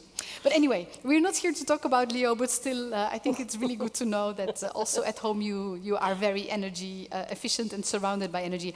So Teresa, for you, what are the main opportunities you see in the new SET Plan revision? Thank you very much, Rosalind. It's true that I won't talk about Leo, but it's maybe something that science should study because it's a very weird animal, yeah? So full of energy with just an amount of food. I say he can run for days, I say, without having any rest. So it's something to be studied for any scientist that could be here. So sorry about this introduction. I think the opportunities are very important. And as I said in the introduction, in the opportunity I had in the introduction of the conference, I think this is a very timely moment to have this idea of revamping SET Plan. We are in a crucial moment, I think, in the energy transition. We have already decided what we want, and we have already decided that we want to be carbon neutral in the future. We want to address this in all the different stages of this neutrality. And I think now it's time to see how the technical issues have to be addressed. And I think the priorities that are already in the communication of the new SET Plan are something that we need to be, that is ambitious, I say. And the ambition is something that sometimes the Europeans, we are a little bit more quiet, and we say, no, maybe we cannot, no, but I think we need to be ambitious, and I think this communication, it is. Saying this priority 1 of being number 1 and leader in renewable energies, that I think we have the opportunity, and this is something that we know how important it is, energy, and we can see other examples in the previous examples of the previous energies, yeah, and it is very easy to see. But also something like being citizen-centric, like the priority 2, is also very, very important. We cannot forget that we need to have security in our systems, and we also need to have services, not only technologies but services for the consumers, for the people who are in that. So these are 2 things that I want to say. But also, as a former university professor, I would like to address the issue of talent. Not only new talent coming into this field, but also upskilling and reskilling of existing people that have to be introduced in this new energy sources and energy systems that are very, very important for the future. So talent is the third thing that I want to address. Yeah. Thank you, Teresa, and that was really very, very clear. I will ask the same question to you, Timo, but before I let you answer, I wanted to also share some insights that I got in you, because we all know you as the chair of the Bureau of the SET Plan and the Deputy DG of the Energy Department of the Finnish Ministry of Economic Affairs and Employment. But I also recently learned that you are already also a sailor, which you are doing for more than 40 years, that you have a heat pump at home already for more than 20 years, so I think that is really quite impressive, and that you're also driving, when you're not on your boat, an electric vehicle for more than 3 years. So that's really great, Timo, to know that you move around sustainably when you are not working. But from now, it would be really good maybe to hear from you what you see as the main opportunities of the SET Plan revamp. Okay, thank you, Rosalind. Well, yeah, firstly, I have to say that I'm looking at this really at the inside, as like you told that I've been more than 10 years in the SET Plan steering group. I'm the chair of the bureau, and I'm also involved in 3 of the implementation working groups. So I really look, let's say, inside of the SET Plan. But I think it's a good thing that we didn't propose a revolution, but rather evolution. So the revamping of SET Plan is a smooth one, but still necessary changes are done. So you are creating an implementation working group on hydrogen. You are addressing in this communication these cross-cutting issues. So it's an issue that's been kept up in the implementation working groups all the time. That how are these cross-cutting issues, whether it's skills, whether it's digitalization, whatever you mention it, and they are tackled very well in this communication, so that they're not the bureaucratic own implementation working groups for them, no, but just a task force to tackle, and it's the implementation working group, the SET Plan family, which is doing these things, not the outside persons. So this is one thing, so it's a good thing, the implementation working group, cross-cutting issues, and also reaching out. So it's been told many times, but it's necessary. So SET Plan has to be reached out, so it has to be mentioned in all the related EU papers and it's taught in member states and association countries. So this is one. And I have to say that in the previous panel, it was Dr. Thiemann from Siemens Energy. He said it very clearly that carbon neutrality and also support the whole value chain all the way to the end part. So the whole value chain of the energy technology needs to be taken care. So also the basic research, but also what the SET Plan is really have to do is to accelerate the end part of that. So the new technologies are taken into use and they are robust and they are very competitive. Very good, Timo. Thank you very much. I also noted your call for less bureaucracy, more action, and the evolution, not the revolution, and of course the importance to eventually also bring the technologies to the market and the citizens. So with this, we nicely segue to Johan. And Johan, we all know you as the Secretary General of the Department of Economy, Science and Innovation of the Flemish government. In Belgium there are several governments and you represent the Flemish one. And I also noticed, Johan, that for 16 years you were advising ministers, so you were really in the front office. And now since 2016, Secretary General, so more the back office. But I'm told that it has not really changed your conviction that we need sustainability transitions and that you're very much in favor of a mission-driven approach to innovation. So I'm very curious, what do you see in terms of opportunities of the SET Plan revamp? Yes, thank you. Our common objective is achieving climate neutrality in 2050, and that's really a very ambitious target. And when we do a little back counting, we only have 25 years to achieve that very ambitious goal, to become the first climate neutral continent in the world. And 25 years to achieve that fundamental systemic change is nothing. So there is no time to lose.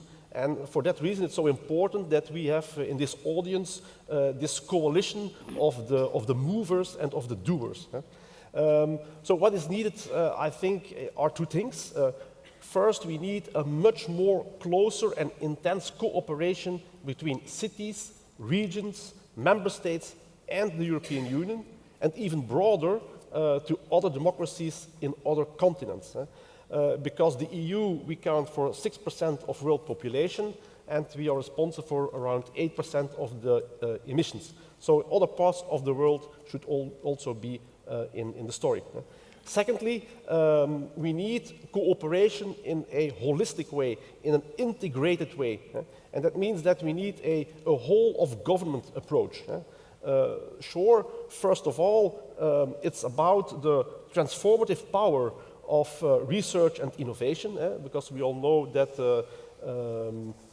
35% of the greenhouse gas emissions reductions have to come from technologies that are not yet on the market.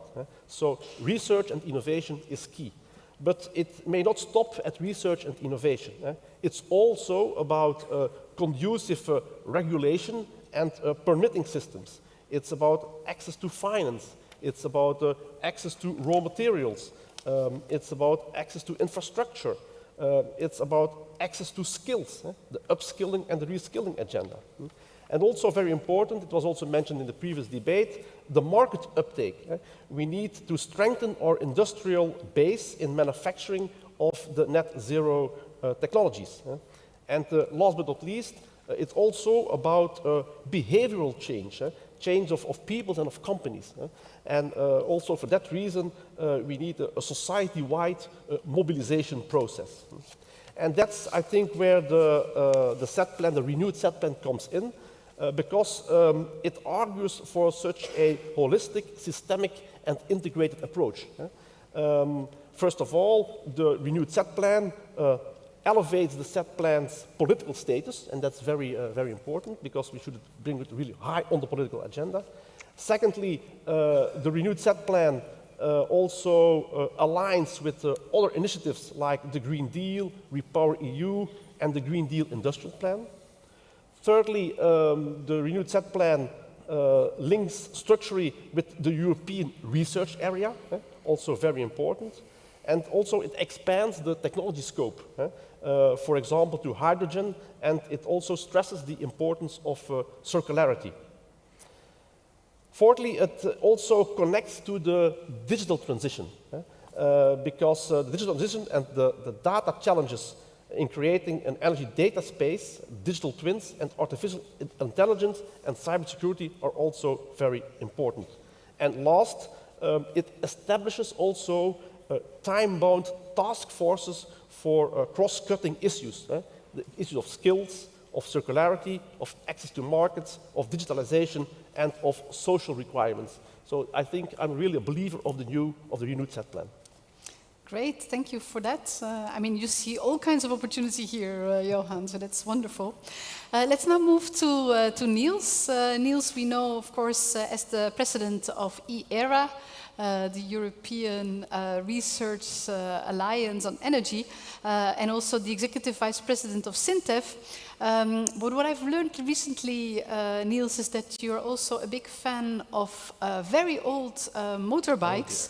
Motorbikes that are even older than all of us together sitting on this stage, and that you're trying to basically fuel those with sustainable fuels. So I think that is a wonderful hobby. But I don't want to talk about motorbikes now, but I really would like to hear what you see as the main opportunities in the new SET plan, Niels. Thank you, Rosalind. And I was kind of expecting that we're using the fun fact, which is most embarrassing for me. Anyway, what opportunities do I see? Well, first of all, I see that the revamped SET plan is a necessary step to be relevant in the times we are working in now.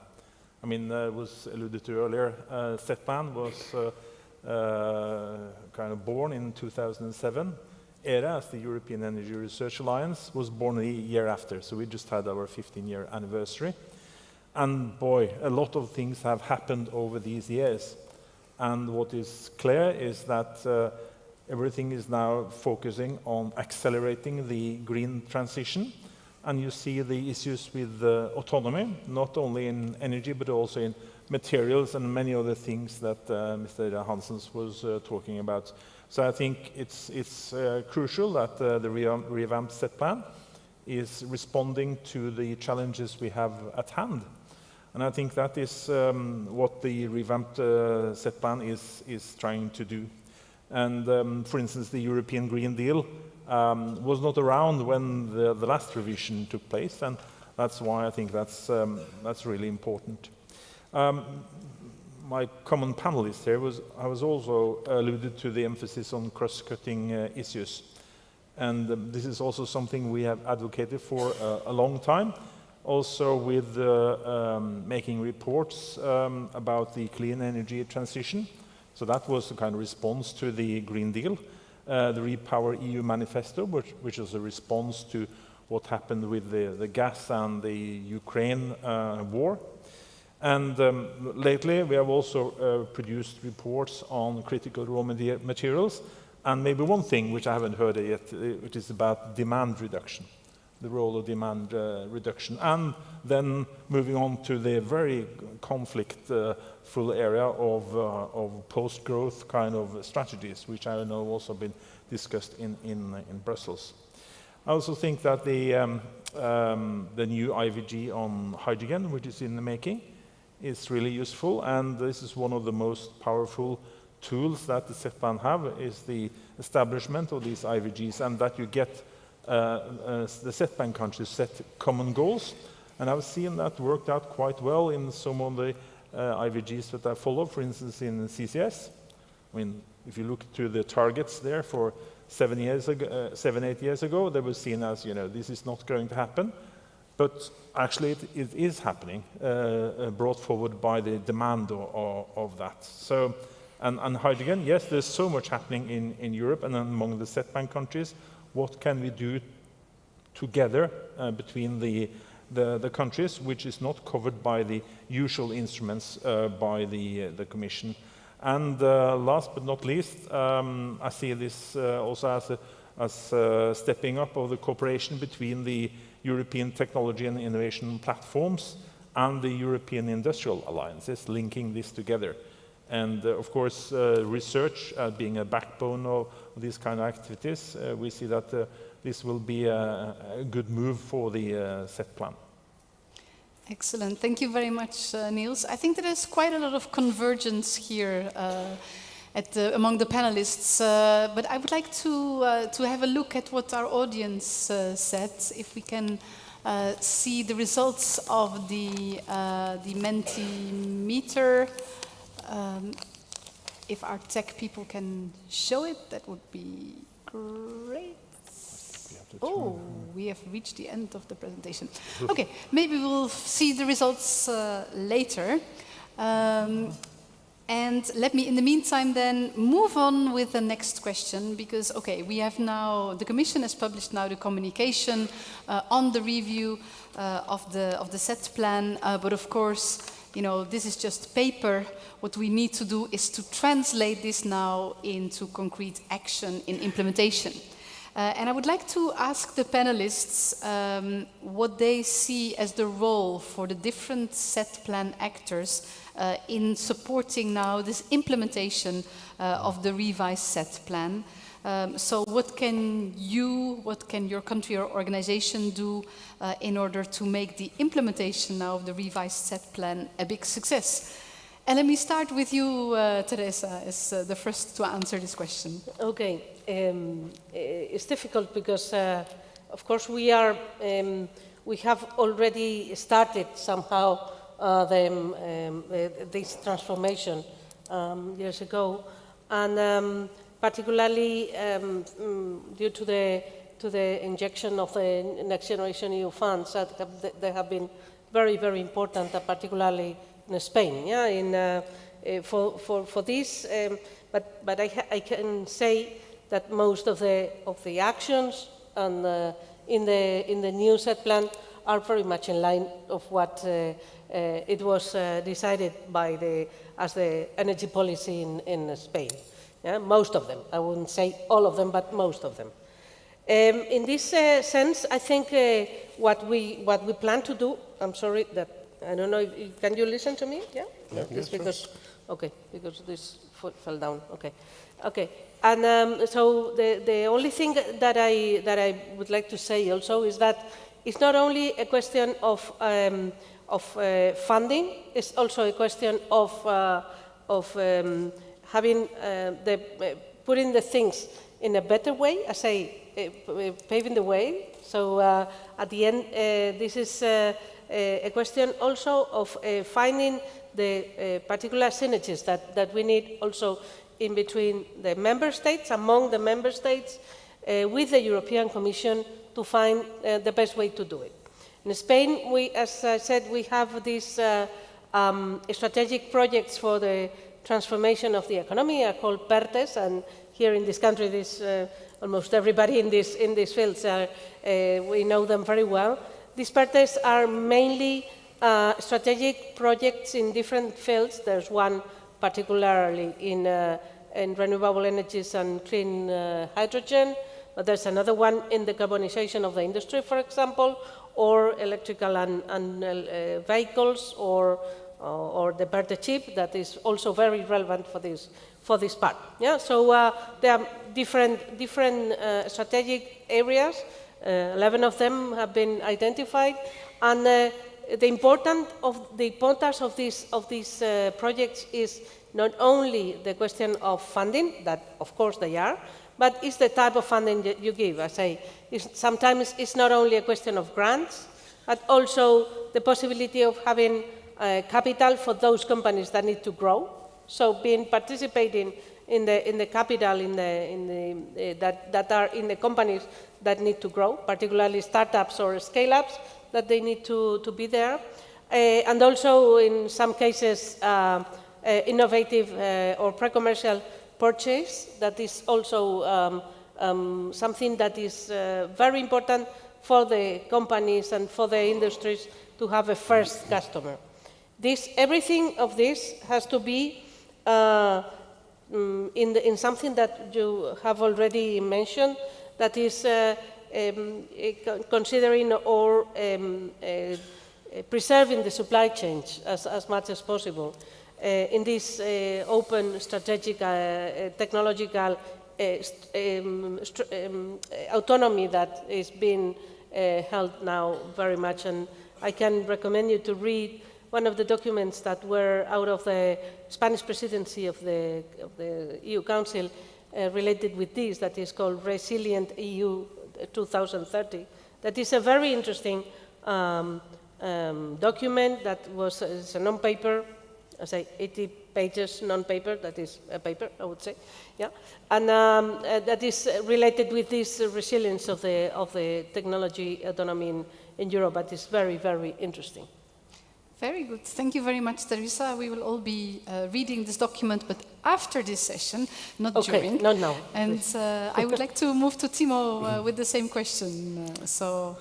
Yeah, well, of course, if I adjust the old saying that don't ask what SET Plan can do for you, but ask what you can do for SET Plan, because SET Plan is a unit structure. It's not only Commission and different, even it's Commission different DGs, but it's not only member states and associated countries, but it's also research sector, ERA, and also the industry. And it's working very well in the implementation working groups, where I'm told that I've been involved. And it's a very unique structure. So there's no strict legislation there what to do, and it's a real European cooperation. And this has to be just strengthened and kept forward. So this is a really unique one.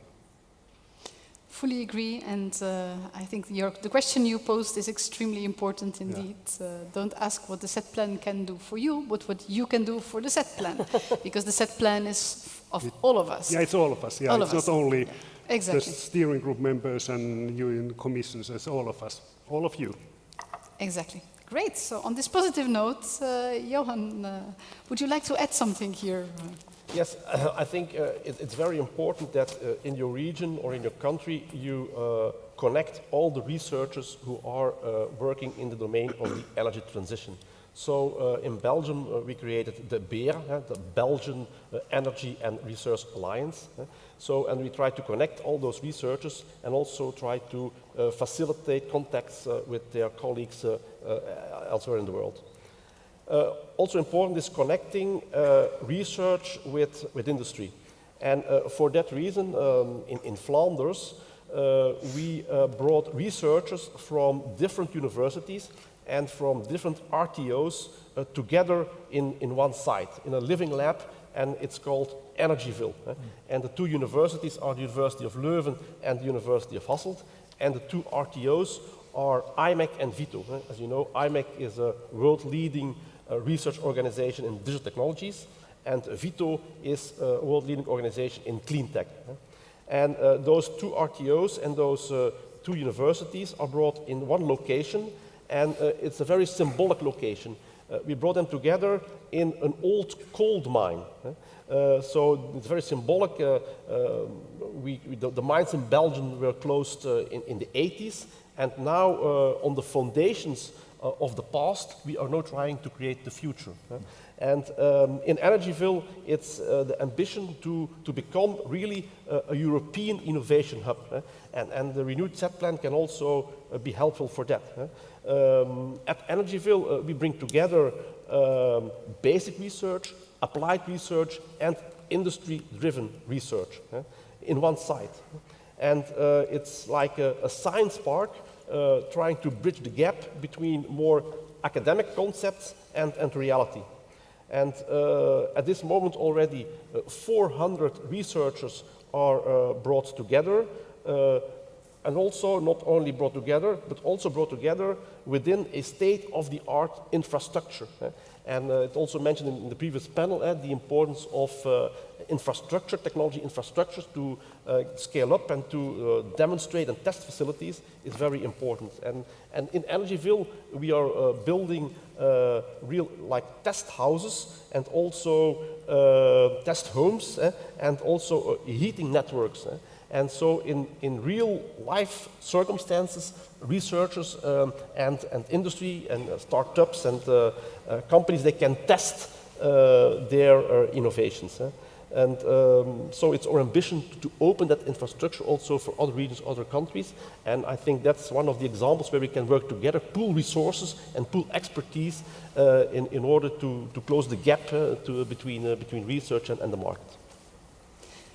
Beautiful. Thank you, Johan, for sharing an inspirational example that will certainly help with the implementation of the SET Plan. So last but not least, Niels, what will you be doing for the SET Plan implementation? So you would almost think that Johan was part of ERA, you know, when he talked about this last part about Energyville and the activities on the BERA and so forth. This is all embedded into ERA, actually, and Vito also holds the vice presidency in ERA, so very close links there. And this is exactly what the chef de bureau, I don't think it's the French series you're referring to, but rather in the SET Plan steering group. But you were saying, what can you do for the SET Plan? You know? And that's actually the question we ask ourselves every day when we go to work in ERA, because we assemble 50,000 people working in energy research in Europe. And all the work we do, I think a lot of it, we move in mysterious ways because things are happening. Just imagine if we go back now, then 16 years, and if we didn't have the SET Plan and we didn't have the assembly of energy research institutions and researchers as we have now, do you think we will be better or worse off? I think it's pretty, I mean, if you do a mentor on that, I think we will get overwhelmingly that we will be much better off with having the structure we have today. So actually, this, what you can do for the SET Plan is very much what we are about. And when you look at the SET Plan, this is the unique structure where we bring together the SET Plan countries, the Commission, the industry, and the research community. And when does this work very well? Well, when you see different bodies which represent the different parts in this triangle are merging and cooperating, when you're working together. That's really when we see that this is giving its highest kind of leverage. And I think ERA is there to be used in the SET Plan, often seen as something which happens by itself, but it isn't. I mean, there's a lot of activities ongoing there. And for instance, we have taken roles in the battery ETIP, for instance, trying to foster these developments, which is so important for the European industry. And also that we have been very active in terms of involving the EU 13 countries through projects which we have conducted for the Horizon 2020 program. And this is also key, I think, because we need to have the widening. SET Plan is not for just a part of the EU 27 or for the SET Plan part of the SET Plan countries. We also need to include all countries in the SET Plan, and that we can address the pressing items on the agenda for Europe as such. And yeah, I think the coordination of European targets and national targets, that's also what's happening in the SET Plan. And I think there's so much potential to be harvested there, and probably we haven't unleashed the full power of that. Very good. So more to come. And what I hear as a common element is really connecting the dots, the collaboration at the different levels that the SET Plan is fostering. I would like us to take a moment to look at what our audience said. So if I can invite my panelists to just kind of like... see it there, oh, you can see it there as well. If you read it. Yeah, exactly. So I'm just wondering if you see anything out there that really strikes you. I see a lot of references to the cross-cutting priorities, the holistic and multidisciplinary approaches, the citizens' engagement, skills are also mentioned, the hydrogen working group, ETIPS, political visibility. I think basically we are very much aligned, which is a bit scary. I would like to give the audience an opportunity to ask questions to our amazing panel here. I have to say that it's a bit difficult to stare into the light, but if you have a question, please raise your hand, and then there will be a microphone that will be flying your direction. Oh, this is much better. There you are. Hello. So raise your hand. A microphone will be flying into your direction, and then if you can just introduce yourself and the company that you are representing, and please don't be shy. The person who dares to raise the hand first will get an amazing prize after this session. Do we count? Yes, Timo, you can also ask a question to the audience. No. Oh, well. Okay. Timo always wants to get the prize here. Yeah. He wanted the prize, yeah. No, but actually, until 2030, because politicians are very eager to set goals for 2030 and beyond, to 2030, there's only 43 full months. So 6 times 12, and the next month, December. And then it's 1st of January 2030. So 2030, if you include there are Christmases and holidays and whatever, so we don't have full 43 months until 2030. So 2030 is really close. So we really have to, I would say, speed up, but not haste too much. Speed up and have to realize that we don't matter what we can achieve by 2030 and what is really, let's say, beyond that. And for instance, in hydrogen, many of the things, so the development needs to be put there, but the world is not ready by 2030. So many things will happen, for instance, in hydrogen surroundings, the bigger things after the 2030. Yes, I think that's a really, really valid point, and that's also the sense of urgency that somebody else also mentioned before, that of course 2030, it's around the corner, and I think we need to do everything we can to accelerate, to accelerate also the deployment of the technologies that we already have.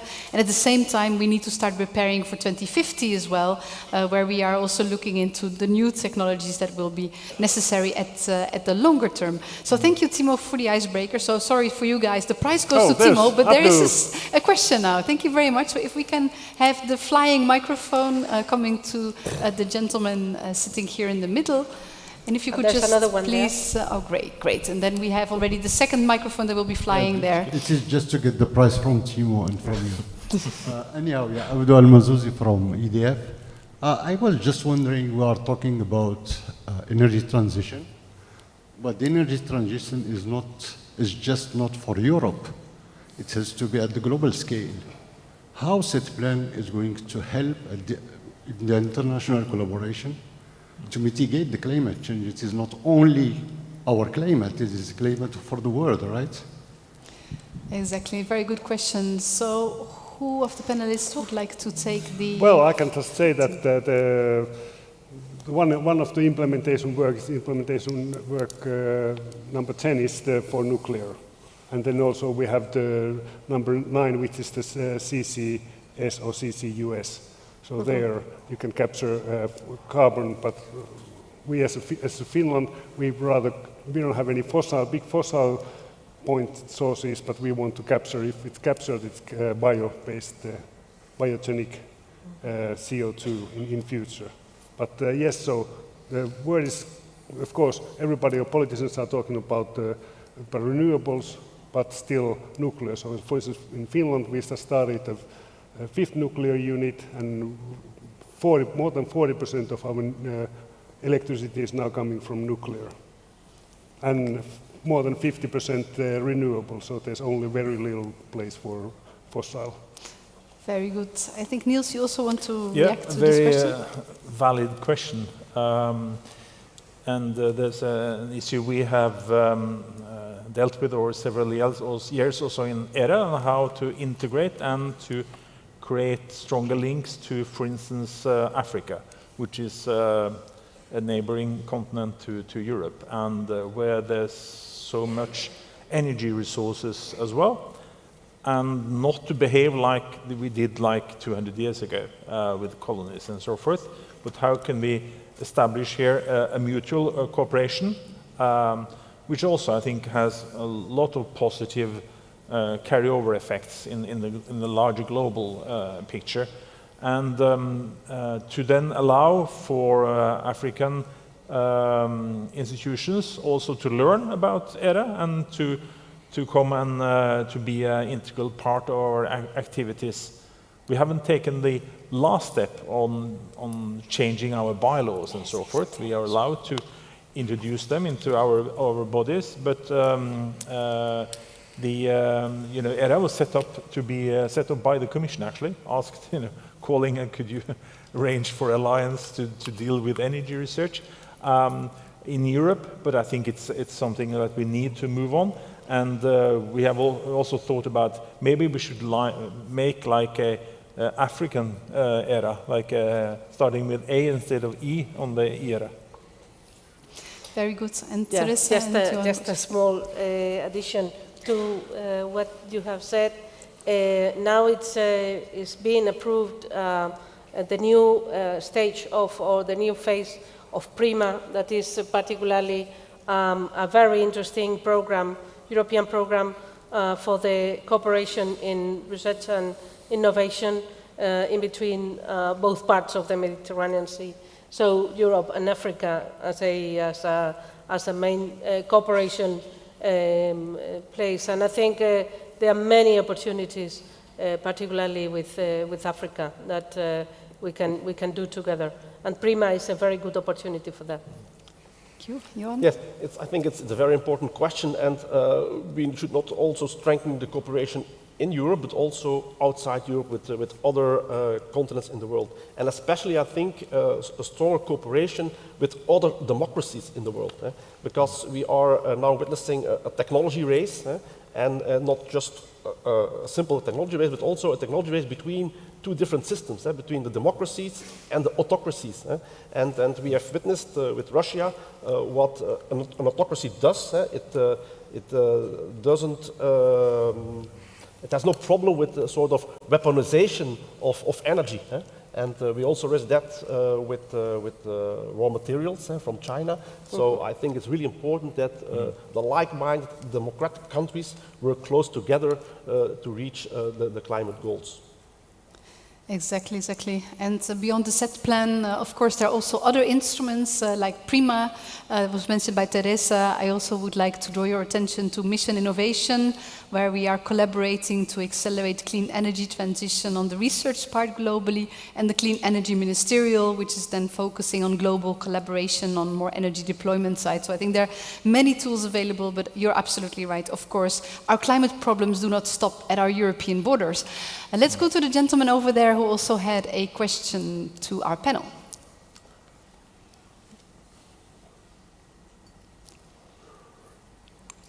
Can you hear me? Yes. So thank you, Thomas Garabetian from Solar Power Europe and ATPV.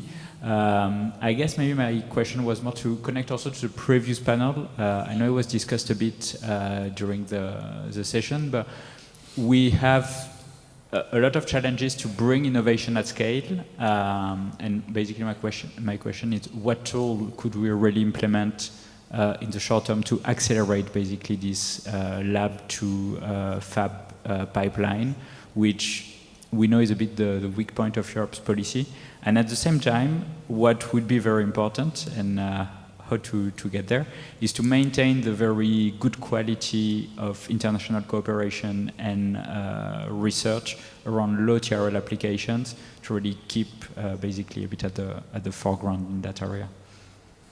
Okay, thank you very much. Well, we just covered the international part, so I would suggest we focus on accelerating the deployment, and there I invite Teresa. Yeah, I think this is one of the things that we have to talk in Europe, and I think Johan has mentioned some experiments that, or good practices or best practices that they are doing in Belgium, and I think this is one of the things that we need to do in Europe, and the numbers are very clear. Yeah, I mean because if you see that Europe produces I don't know, something like 30% or 40% of the scientific publications of the world, yeah, but we only have, I don't know, 10% of the digital products that we are producing.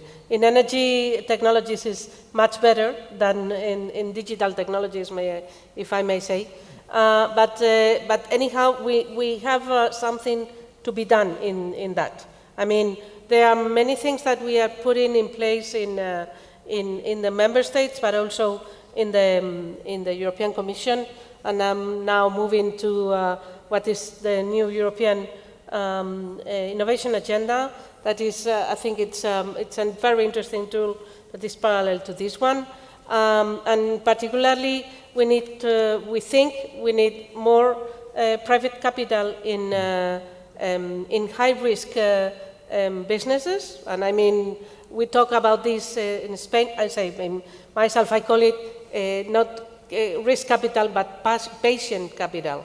Capital that is able to invest money in very deep tech companies, startups, scale-ups, and they have to wait for years, sometimes decades, yeah, to have their money back. But once they get it, it's very important because they can change not only their economy, but also the world. Yeah? So it's very full of impact in this day. So this is one thing. And another thing that I think we need from lab to fab is also to have test scenarios, I don't know, urban laboratories, places to test in real conditions what the labs are doing. Because in lab, everything is working, but when you go out in the street and there's minus 10 degrees and up to 50 degrees, things are becoming not to work, so they have the tendency of that. So we need laboratories, and in particular urban, and the agreements with local administrations are very efficient and in this type of thing. So we are very much promoting also the use of urban labs for having this from lab to fab. So these two things I think are very important in this. Thank you, Teresa. Maybe Timo and then Niels? Yes, so more or less, well, I can say that the PVs work better in the cold temperature. Yeah. So the colder, the better. So -10 is not enough, so -20 or -25 is even better. Yeah. But anyway, so from lab to fab, it's then I think that it's not good that if in 27 member states and more association countries, different things are trying to go from lab to fab, but it will be maybe having a bigger cooperations and have a, let's say, better tries, or then distribute that you will research this technology, we will research this one, then let's see which one flies. Very good. Niels? Yeah, I think the acceleration that was well described, I think, by a previous panel, which was with Mechthild Wörsdorfer as moderator and Tiemans, I think, from Siemens. I think I could, underwrite everything he said about how to accelerate this in Europe. And I'm really happy that he also mentioned the role of research in this.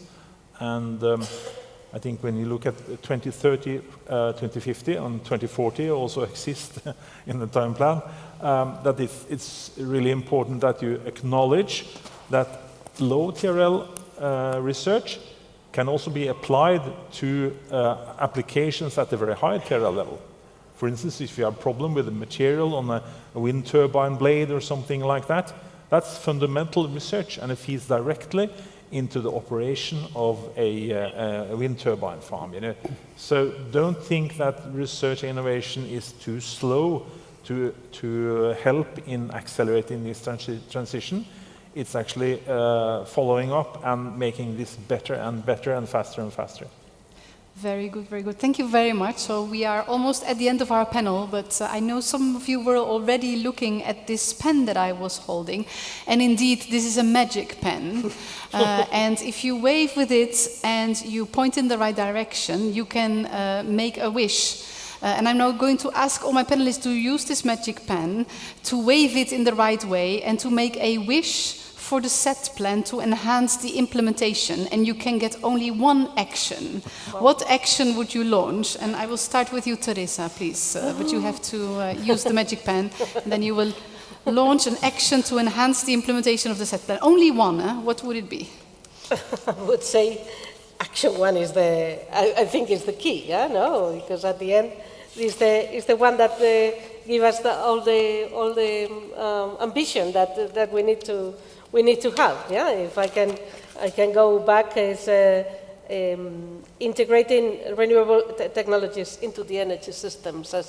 If we are not able to do that, we can generate megawatts, gigawatts, but we will do nothing. So very good. So this is for you.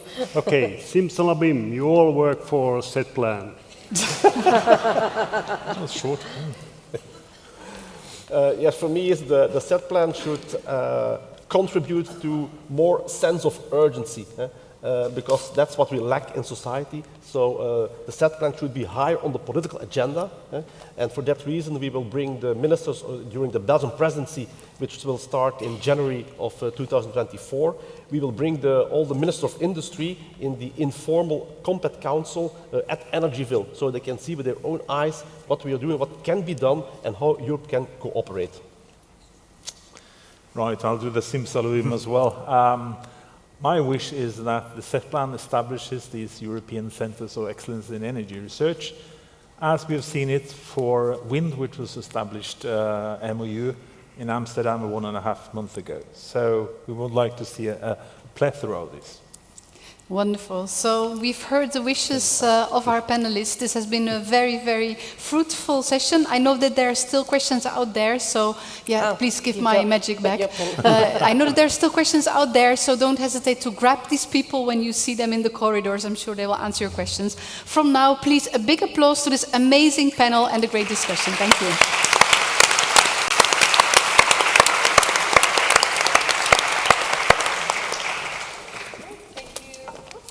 on? Oh, there we go. Thank you very much. A big round of applause to our speakers. I appreciate very enlightening discussion. Thank you so much for joining us. Thank you very much. Okay, now, as you know, we all have got a challenging but exciting times ahead of us. Now, let's go to our last panel for the day, the most exciting one of the day. This panel will deal with hydrogen and renewable energy valleys and the importance that citizen engagement has for their success. Now, let's please welcome the moderator of this session, Birgitta Lindholm, Director of ERRIN, and the speakers, Joanna Drake, who will join us online, Thierry Guzmans, Emilio Nieto, Vangelis Marinakis, and Wojciech Lag. A big round of applause. Thank you very much. Welcome. Okay.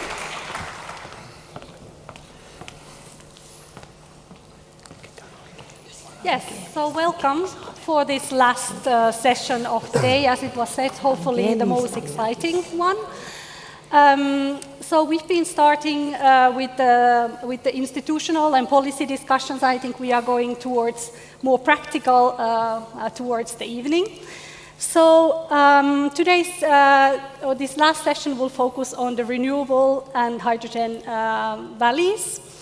And as the previous sessions, it's very timely because we've been already talking about the SET Plan revamp and this usual centricity, looking at the societal needs and also the public concerns.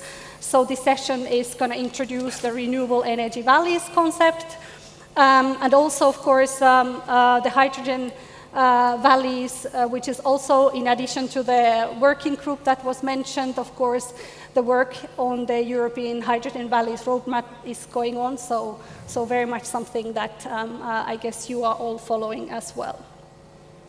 So the session basically is going a bit, we've been discussing about the collaboration between different stakeholders, the research, industry, public authorities, as well as civil society in the previous sessions. So moving from the national level, we are actually now going to the valleys, so more place-based for cities, regional level activities.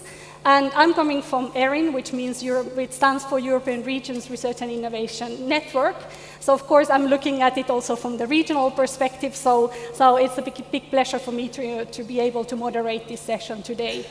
And we've seen when we provided our input to the roadmap of the hydrogen valleys that there are a lot of regions that already have hydrogen roadmaps and strategies, for example, and there's also a specific partnership on regional hydrogen valleys, which brings together more than 60 regions. So something that is very much happening at local and regional level.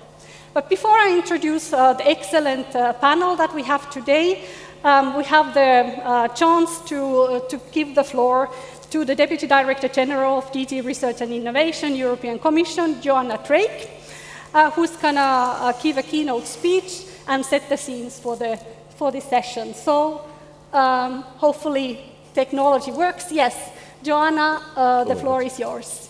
I'm here. Thank you so much. And thank you so much for this invitation to take part in this high-level panel.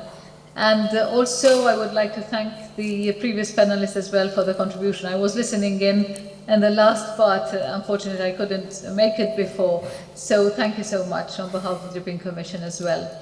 So this session now focuses on two innovative clean energy approaches that our DG for Research and Innovation actively promotes.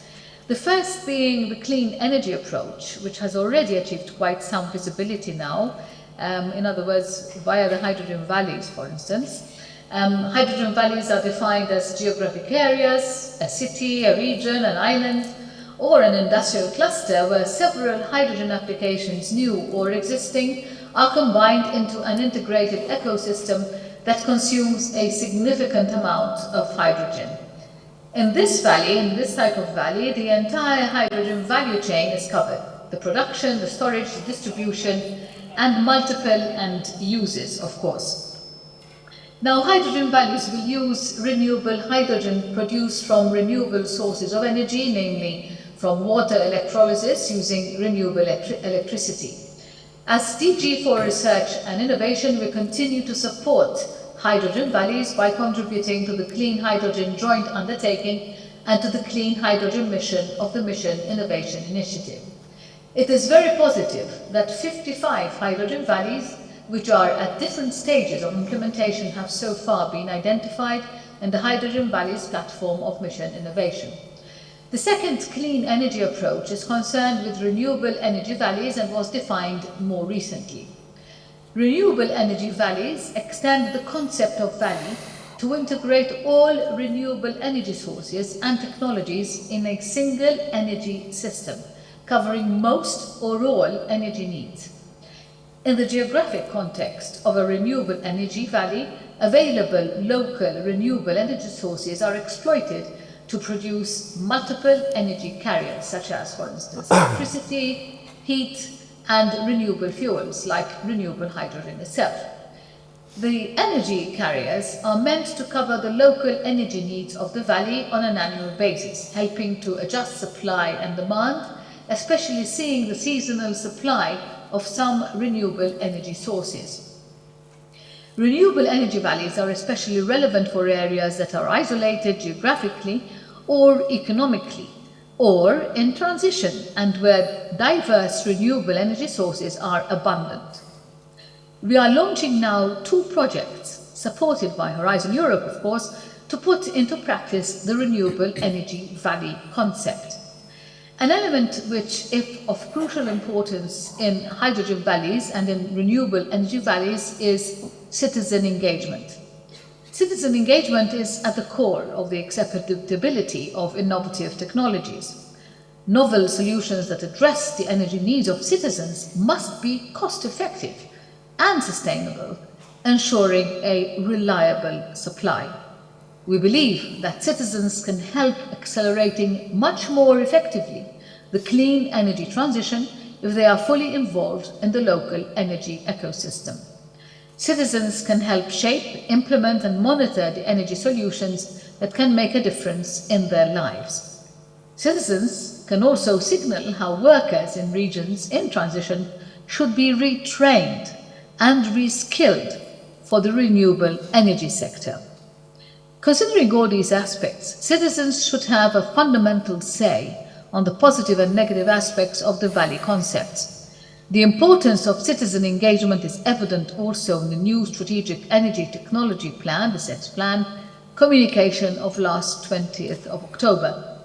The SET Plan communication sets out the creation of several short-term task forces, one of which will focus on integrating citizens' requirements into technology choices so that technologies are largely accepted and used. Of course, there are still many open issues when it comes to identify the most effective forms of citizen engagement. But I am sure that the panel today will delve deeper into all of the aspects that I have outlined above. And for this reason, I wish you a very fruitful discussion.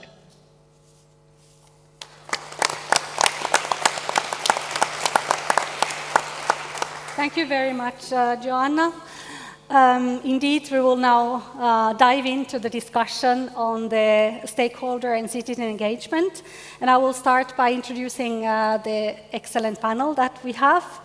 As it was said, we are looking at both the hydrogen valleys and the renewable energy valleys. So we have 2 speakers covering those 2 areas. So I'll first introduce Terry Guzmans, who's the who co-leads a team on sustainable energy communities and is a vice president of electric engineering and energy technology department at VUB. That's the Flemish-speaking university in Brussels. Correct. And then I'll just introduce everyone, and then we'll jump to the questions. And then we have Emilio Nieto, who is the General Manager of National Hydrogen and Fuel Cell Technology Experimentation Center in Spain. And then the third speaker is Vangelis Marinakis, who is the Assistant Professor at the School of Electrical and Computer Engineering at National Technical University of Athens. And finally, Wojciech Lak, who manages a hydrogen project coordination team at Orlen, and he's also coordinating the Amber Hydrogen Valley at Pomerania.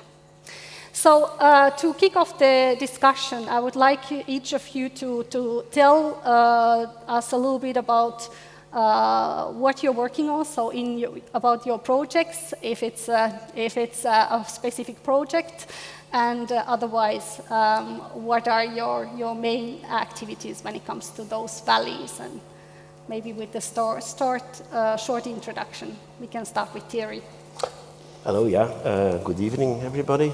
First of all, I would like to thank the European Commission, just also for inviting me, but also for granting the brand new project called Reformers, which is on energy valleys. It's a 20 million euro project, 28 partners, 10 countries, huge project. And it is in the function as coordinator that I'm invited here, I think. So I would like to explain you a little bit what we're going to do in Reformers. So the core of the Reformers project is to deploy a self-sustaining energy valley. So being 100% self-sustaining over the year. And as Joanna said, it is important to mix different kind of energy vectors and technologies. In our case, will the energy valley be deployed next to the city of Alkmaar in Holland, it is in the Netherlands. And it is an area of about 3 square kilometers, including 18,000 people living in a residential area, including a business park and including a rural area. So it's, I would say, a small region, something like that. And the idea is that we mix there different energy vectors, including electricity.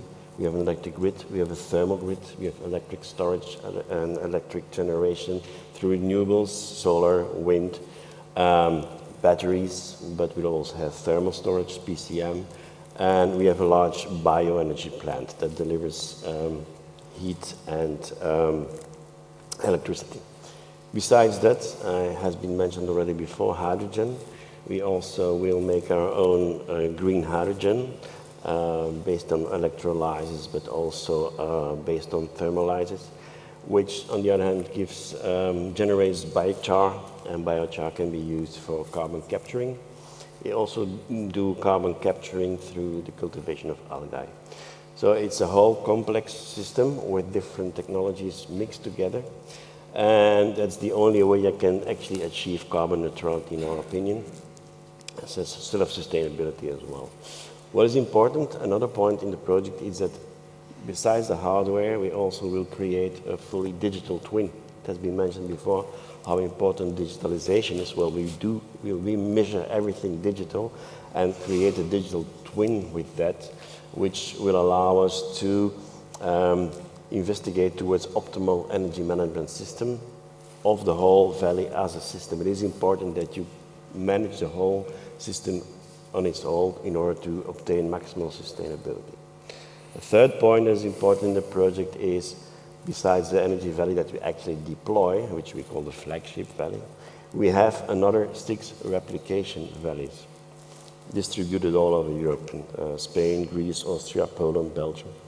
And there we're not going to deploy it, but we want to actually make a blueprint, a plan for each of those valleys that have the intention to become carbon neutral in whatever, say 10 years, something like that.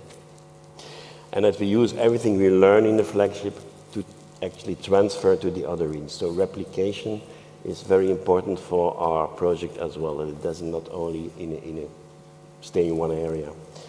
And for that purpose, we will develop inside the project a toolbox. And the toolbox are actually tools for regions, stakeholders, to create new energy valleys. And it is, of course, a typical technical modeling package that can allow you to design from an energetic point of view. It allows business modeling, important. It allows thorough life cycle assessment and sustainability analysis. There again, you need to analyze the system as a whole, not only the subsystems, but the whole, the working as a whole. It's very important you do that. And then last but not least, stakeholder engagement. this project builds further on everything we learned in another project called Renaissance, where we had a stakeholder co-design process that allowed us to build and bring ecosystems together in energy communities, which is smaller scale, lower number of participants, members, but now we are extending it to larger valleys, and it is a co-creation methodology in which we take all stakeholders, not only the citizens, but all stakeholders, I would like to stress that, into the bath from the beginning, where we co-design with everybody involved a system that brings a win-win to everybody. That's in a nutshell what we will do in the Reformers project. Excellent, thank you, Thierry. And of course, this ecosystem process is very interesting, but also the scaling up and bringing the replicators, because of course this is one of the issues that we often encounter, is how to replicate the pilots that are being developed. So let's go to Spain. So Emilio, can you explain a bit what you are working on currently? Yeah, thank you. Good afternoon to everyone. It's a real pleasure to be here. And before I was trying to make a brief about all the different projects, and most of them are valleys who are working in Spain. I will try to give you an idea about what is the National Hydrogen Center in order you to understand why you are engaged in all the different parts of the different communities we have here in Spain. That you know that we are 17 communities or regions that we had a lot of different capabilities in order to do that. So we are a national body. We are focusing on developing all the hydrogen and fuel cell value chain. It has been starting in 2007, and we are now around 65 people working only. I mean, I say only, but there are a lot of different things, and one of the main problems we have is being administration. We don't have enough people in order to cope everything and all the projects, and this is the reason that we are in the middle of the value chain. Try to help both different stakeholders who are or who want to plan to run these kind of projects. And in all the different communities, I explained it to you that it has been split all the Spanish territory. We have one regional proposal focusing on the hydrogen, try to consider all the value chain stakeholders in order to work together, and some of them are tackle the current applications where the hydrogen is using as a raw material, producing fertilizers, change the hydrogen, the gray hydrogen, in order to be replaced for a cleanest version of this hydrogen, also the petrochemical industry, and some others are trying in order to move forward in order to define different applications from this kind of hydrogen. And of course, one of the main important topics, this is the main topic here for the table, you know, is the stakeholder engagement, you know, is how is possible for us in order to explain to the people which are these kind of projects and which are the benefits from them in order to do this close to their house or in another part of Spain, and try to explain how will be the possibility in order to use this kind of positive activity in order to transfer this kind of solution to another part of Spain. So I think we have a very wide variety of different applications. Some of them is more in the medium and longer term, like for instance in the north we have a possibility for producing hydrogen and use this hydrogen for producing the synthetic aviation fuels in order to provide this kind of cleanest fuel for the planes, and some others are in another different regional and industrial areas, for instance the ceramics and how to use hydrogen in ceramic application for combustion. In another part are more focused in the north of Spain for the use of hydrogen in steel. There is one also valley, because this is a real valley project, European project, is called Green Island. It's in the Mallorca Island, and the most of you maybe are heard of that. And this kind of project has the the advantages to be developed in a region where it was destroyed the most of the employments and the most of the industry, and now to create this kind of opportunity will also engage better the people who are living there in order to have more opportunities for improving their work and to have the capability in order to do in a cleanest way.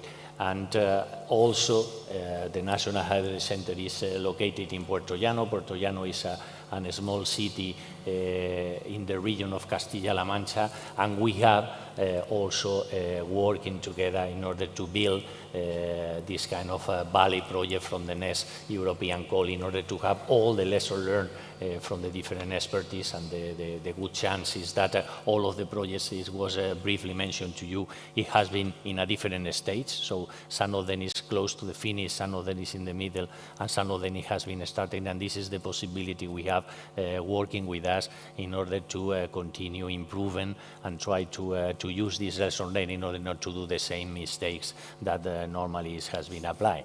And this is the most important issue.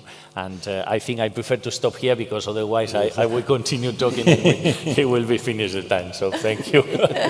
Thank you very much, Emilio. Learning from mistakes, that's important. And also thanks for giving an overview a bit of what's going on in the different areas in Spain.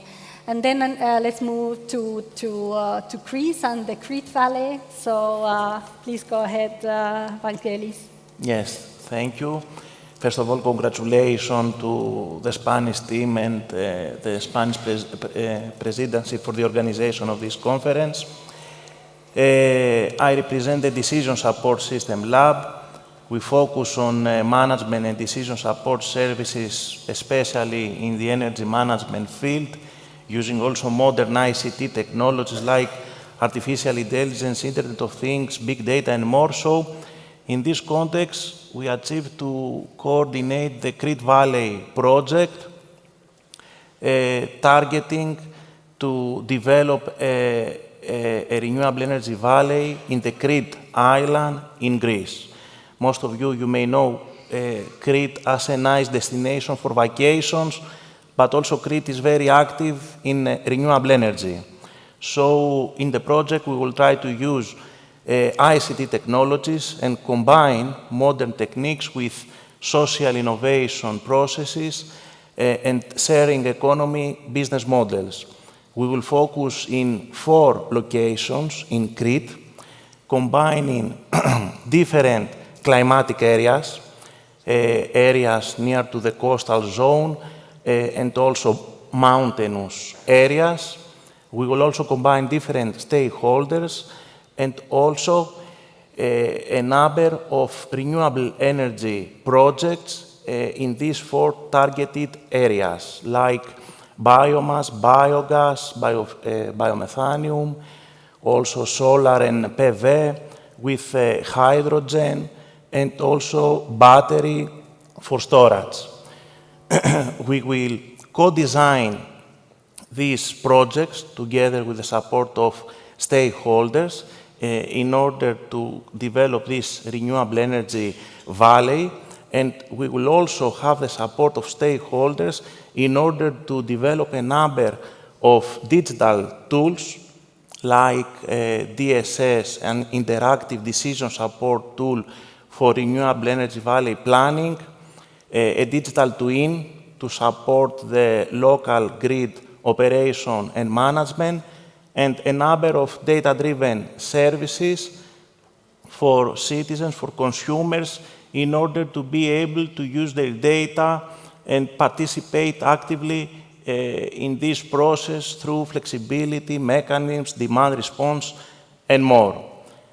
Finally, we will also have 4 other follower communities in the project in Portugal, France, Italy, and Ireland, in order to explore how solutions from the project can be replicated and exploited in other areas with different local conditions.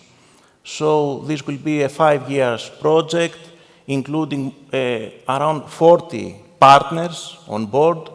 So a big challenge for Crete, and I think for many stakeholders that will be actively involved in the process to achieve energy autonomy in practice at local level. So thank you. Thank you very much. And finally, last but not least, Wojciech, can you tell us a little bit more about the Amber Hydrogen Valley? Yes, thank you. So buenas tardes a todos. And ladies and gentlemen, it is first of all a great pleasure to be here with so many experts from Europe. So thank you very much for the invitation to this panel and for the effort of the Spanish presidency to prepare this conference. So I work as a manager at ORLEN. ORLEN is an oil and gas and energy company in Poland. And we are one of the biggest companies in this regard in our region. And we are largely focused on the hydrogen. So currently we've got in our portfolio more than 50 hydrogen projects worth a couple of billion of euros. But one of the youngest of them is actually Amber Hydrogen Valley. I would like to talk a bit today. So in Amber Hydrogen Valley, we are going to create the first full ecosystem of the hydrogen in the Pomerania region in Poland. So at the north, where you can see on the map Gdańsk and Gdynia cities are, this is the location where the valley is going to be. And within this project, we are going to install the hydrogen production hubs, storage facilities, distribution, and finally use this hydrogen in the mobility sector and as a second sector in the industry, so just to decarbonize the refinery that is actually there. This area of Poland is very good to place the valley because also in this area you could find the salt caverns that could be used in the future to store the hydrogen for many purposes, many needs. So as part of this project, we plan to launch finally 6 hydrogen production hubs, a lot, but the demand is there, and to create the quite big hydrogen refilling infrastructure. But what really distinguishes our project from others is that in this project we are going to introduce the world first fleet of vehicles in a port. So including reach stackers, terminal tractors, locomotive, other types of vehicles. So in this regard, this valley, it is largely port-driven, I would say. So to do it, we cooperate closely with the Port of Gdynia authorities, with the port terminal operators, and with the leading manufacturers of this type of vehicles, including, for example, Dutch company Hyster, Yale. So to sum up, in this valley, we are going to use the hydrogen for the mobility in the city, so to refuel buses or passenger cars like duty vehicles, to refuel the special, let's say, vehicles in the port, and also to provide the all-access hydrogen to the refinery, because refinery is such a good place that could eat every hydrogen. The first effects of this project will be visible the next year, because we already have started the construction of the first hydrogen refilling stations. In the coming years, we are going to open the first hubs in this region, and our appetite is much bigger, so we'll apply for another grants to show more and more in this valley. But I believe that could be one of the first, let's say, flagships on the EU map to show that we are actually doing something good about the hydrogen. What is also very interesting that this is the international project. It is led by ORLEN, but actually here we've got the companies from other EU countries, including, as I said, Hyster, Yale, but also we've got Italian Rina, Athena, we've got the company from Belgium, Revolve. So this is the international project because we believe that the competences are internationally. Yeah? So we should, to do the good project, we should focus on the international cooperation. And at the end, I would like also to emphasize that this project has received the certification by Mission Innovation and Clean Hydrogen Partnership the last year. So it was clearly showed that this project is one of the flagships. Thank you. Thank you very much, Wojciech. And of course, you demonstrated also the connectivity between the valleys, which is very important. And actually, if I understood correctly, Amber Valley is already a kind of a valley of the valleys. so very interesting example in that. When we were preparing this session, we talked about this stakeholder engagement, and it seems that it was considered as one of the kind of success factors for valleys, whether it's Hydrogen Valley or Renewable Energy Valley, to actually materialize. So I would like to just to do a quick round of answers from your side to see how are you engaging the different stakeholders, or you're planning to engage them in the new projects, but also the challenges that you faced in there, and if you have some solutions that you can give to others as well when it comes to tackling the issue of stakeholder engagement. So maybe I'll start with the hydrogen examples, because you are already kind of doing it. So and then go to the renewable energy valley. So Emilio, if I will give the floor first to you. That's okay. I mean, we are not original in the answer, because all the whole day it has been in all the different tables saying that cooperation, cooperation, and cooperation. And I think this is the key point. I mean, someone the last year, he was in a meeting like this saying that this is not the time for competing, this is the time for collaboration. And this is the real life when you are trying to develop this valley concept, you know. If you go not with this kind of mindset, it should be a mess. Because if you want to create your own business without the cooperation of the rest, it should be very difficult, it should be more time consuming, and maybe your success will not be the same if you are starting with the cooperation of that. And this also links with the engagement of the stakeholders.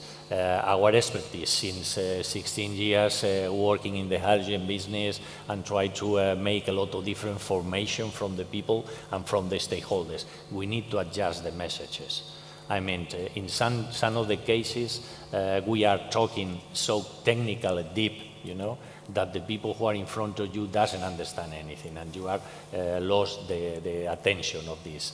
So you need to have different message, you need to balance the message and how to use these messages in order to go to the right people and the right group of stakeholders, in order to not convince, but try to show how will be the advantages in order to start the cooperation and try to develop the things in a good manner. So this is the first step. I mean, and this is why when we are trying to plan this kind of valleys, the first issue before we are arriving to the cost, that this is also a problem that all of us are trying to work in order to reduce that, but is how to engage all the different stakeholders, not only the society, but of course the society is the final application for the different results from the valley, but also to balance the offer and demand. And I think in our first approach to the valleys in Spain, it has been a problem because you are producing a very huge amount of tons of hydrogen without owner. I mean, you are producing and you have to think what is possible for me to do with this 20 million of tons if I don't have the end user or the off-taker. So we need to balance this. We need to convince the stakeholders, and when you are trying to that, is to define how will be the different application.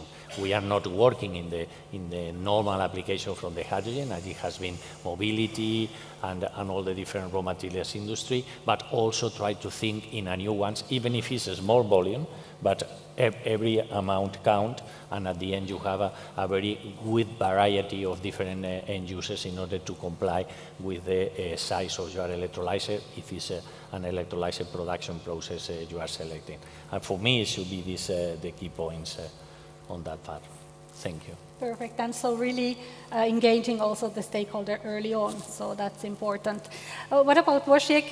How about this collaboration versus competition? How does that sound to you from the private sector perspective? How important is the collaboration side?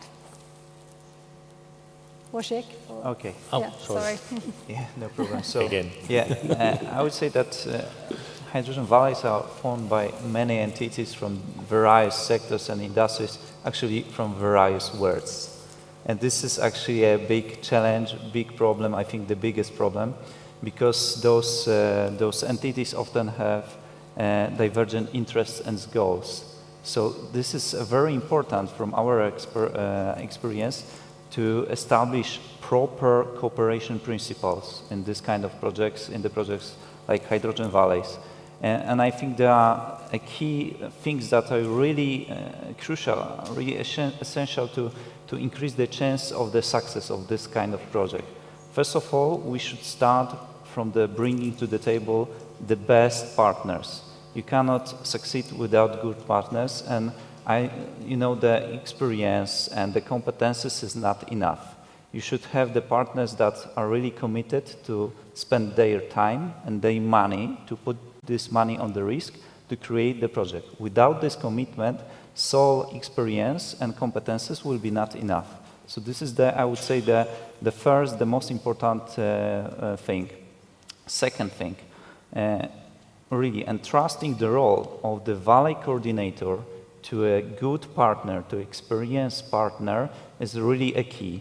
We can see from the past that the Valley coordinators in Europe were different companies, and we haven't seen much successes in the past. So this is really a crucial role, and we should take care who is going to lead that role. Third thing is actually concentrating the decision-making within the Valley in a limited group of entities. We all the time try to give the voice to everyone, and at the end it often leads to decision paralysis. Yeah? We cannot decide on the direction that we are going to. So this is really important to, let's say, limit this number of entities that decide where the Valley is going on to some key players, and others can play the other roles like advisory role, for example. Then what is also very important, and we see that in our Valley, is to emphasize the advantage of business entities over others, so that the business has the dominant say and play a driving role, the driving force for the Valley.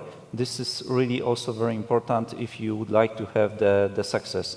And I think what is also important at the end is to manage the Valley in a project structure. Yeah? Valley, it is not, let's say, different kind of project. It is still a project. So we should have the clear goal, the scope, the budget, the schedule, the KPIs, the risk, and the communication rules. All that helps us to see where we are going on, how to cooperate. It makes for everyone much easier to reach that goal, yeah, and to have the success. So those are, let's say, our experiences, what we already know from the Amber Hydrogen Valley. Thank you very much. Let's move to the renewable energy valleys, and of course here we are talking about projects that are only just about to start, so it's a bit different. But maybe you can, when we were preparing, indeed, we discussed this issue of already going to a project with the whole ecosystem. So maybe you can say some words about how you are planning to engage the stakeholders. And looking at the time, maybe you can also go into already on the citizen part and let us know how you are engaging or will engage the citizen. Yeah, I'll let you start. You want to go, Vangelis, go ahead.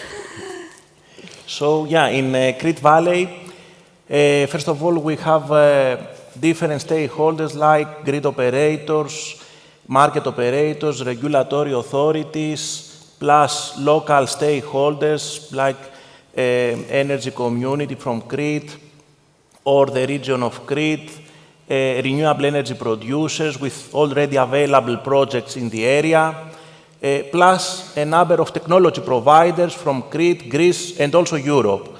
So one important aspect is that we achieve to bring all these stakeholders on board from the consortium synthesis at the proposal stage.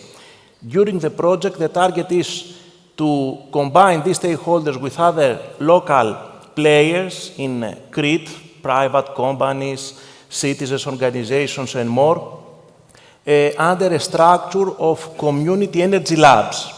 The idea is, at the first level, to provide community energy labs in each targeted area in Crete, from the 4 locations that we said before, in order to engage the local stakeholders in all the process of Crete Valley, and at the second level, to provide let's say, a knowledge-sharing environment where stakeholders will be able to share their experience, to co-design and test methods and tools, accelerating in this way the green transition in the area.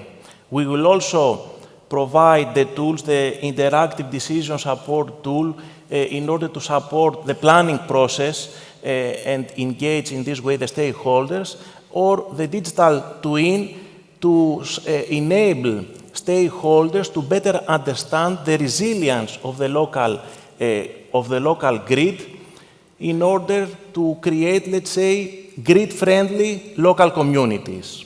So, in Crete, the Crete Valley will act as an experimentation and innovation hub where stakeholders, technologies, market, regulations can work everything together and better. I think together is a word that today many other speakers mentioned many times, so let's see how this can be achieved locally. Thank you. Thank you very much. And Thierry? Yeah. Yes, so we are starting a project. We have an ecosystem there, but still a lot needs to be defined and designed. The size of the assets, what's the collaboration, what's the business model, and so forth. So we do have a lot of work there. But it's based on a methodology that we actually applied already in a project before called Renaissance for Energy Communities. And it's a co-design methodology that actually uses two things: workshops and surveys, and mathematics, strangely enough. So in a nutshell, how does it work is that, imagine we are all wanting to make something together. We are all the stakeholders that want to make an energy valley or an energy community or any other system. The first thing I will do is to ask to all of you, what are your objectives? What do you want to get out of this thing? What do you want it to be? And this can be a lot of different things. You want something that is sustainable, you want something that is cheap, you want something that is reliable, and depending on the stakeholder that you are, you will want something else. A DSO will want reliability, doesn't care about the price, he wants to deliver his service. Even between citizens, the price of the electricity is always coming back, but it depends on the kind of citizen, how important that is. We looked at different potential streets that wanted to be part of an energy community. Well, one was a rich area and one was a poor area. In the poor area, it was clearly the money and how much will it cost me. But then the more richer area, it was appearance, safety. How does it look like in my villa? So it can be even between citizens be different. So basically, you will all tell your objectives to me. So the 5 most important objectives, and I will also ask you to rank it, to give a certain weight on each of the objectives. Like that, I know what is really important for you, and not everything. And later on, we can use that. And the second phase there is, what are the KPIs for that? So every objective needs a parameter that can actually allow you to measure it afterwards and have no discussions, what do we actually mean? You want a sustainable or an ecological side. What do you mean? Air quality, global warming. No, it's global warming, so CO2. We agreed CO2. So lesson number 1, when you discuss with your stakeholder, be sure you're on the same page and you speak the same language. This is very important. And once we have these KPIs for each of the stakeholders, the other thing we do is look at scenarios. There is this side, we can do different scenarios, different assets, but maybe different ways of collaboration. It can be a peer-to-peer market or a peer-to-peer pool or just a joint investment. So we design different scenarios. And what we do then, this is the last step, well, the one before the last, is for each of the scenarios, we calculate each of the KPIs that we just discussed. And so each of the scenarios will have a certain score for each of you, stakeholders, in terms of preference. And then we have a final workshop in which we sit all together and discuss the different scenarios and why you find scenario A better than B and you C, but you also A. And the thing is, then you can find a scenario that's a bit acceptable for everybody. It needs some consensus building. But really important, this is lesson number 2, it learns you how the other stakeholder thinks, and it gives you insight in how other stakeholders think. And that's important, because then you can say, yeah, but that's important, so I will adapt this a little bit. So getting to know each other, basically, is really important from that point of view. Thanks a lot. I think it resonates a bit on some of the other discussions earlier about building trust and really finding the way to collaborate for long term. Maybe just going back to the hydrogen example, still on the citizen engagement perspective, because, often, and let's go first to Poland, to Wojciech.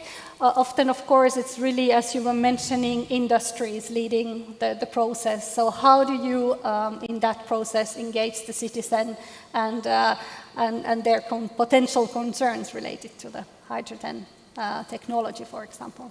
Yes. So we are directly engaging with the community in every project, hydrogen project that we have, because the local communities are important for us. So before the starting any hydrogen projects, we identify the expectations of the local communities and all possible concerns that they may have. And we all the time try to conduct the project in such a way to address those concerns in the best way, as much as possible. I think that the education is actually the key, is crucial here. So we ensure that the hydrogen is not negatively perceived and does not raise any concerns. So, for example, in the case of Amber Hydrogen Valley, so in that place where the valley is being developed, numerous hydrogen demo days has been held in the past few years. So during these events, the hydrogen-powered buses were operating in the cities, and for all possible customers and actually local communities, it was a possibility to go there, to see, to touch those hydrogen technology, to get the ride with the bus or with the passenger car that is fueled by hydrogen. So this is the one thing. Additionally, every year we've got the hydrogen conference in Gdańsk or Gdynia city. So there is a chance for people to come there, to discuss with the experts, with the technology providers, to see how it works, to get ready for that. Additionally, the Pomeranian region is currently developing its own hydrogen strategy. So it will be public for everyone, and all the citizens could prepare for this new future, for this transition. So this is what we are doing actually in every project, in Amber Hydrogen Valley also. And I think that could be done for everything what is new, because people are actually, this is normal, afraid about anything new. So we should show that the hydrogen technologies are already tested for many years and they are safe. Thank you. What about Emilio? Would you like to add something? Yes, in order not to repeat, because I fully agree with you, I mean, for me, the success of the valley always have to be at the end when you arrive to the market. But in between, because they are covering, I mean, this is a very huge project who are covering all the different parts of the value chain. So this means if you are starting for renewable, there are some companies who are making business from renewable. It's not, I'm not saying the final stage when, for instance, one company are using the half of the hydrogen you are producing. In all the different parts, this should be the positive issue.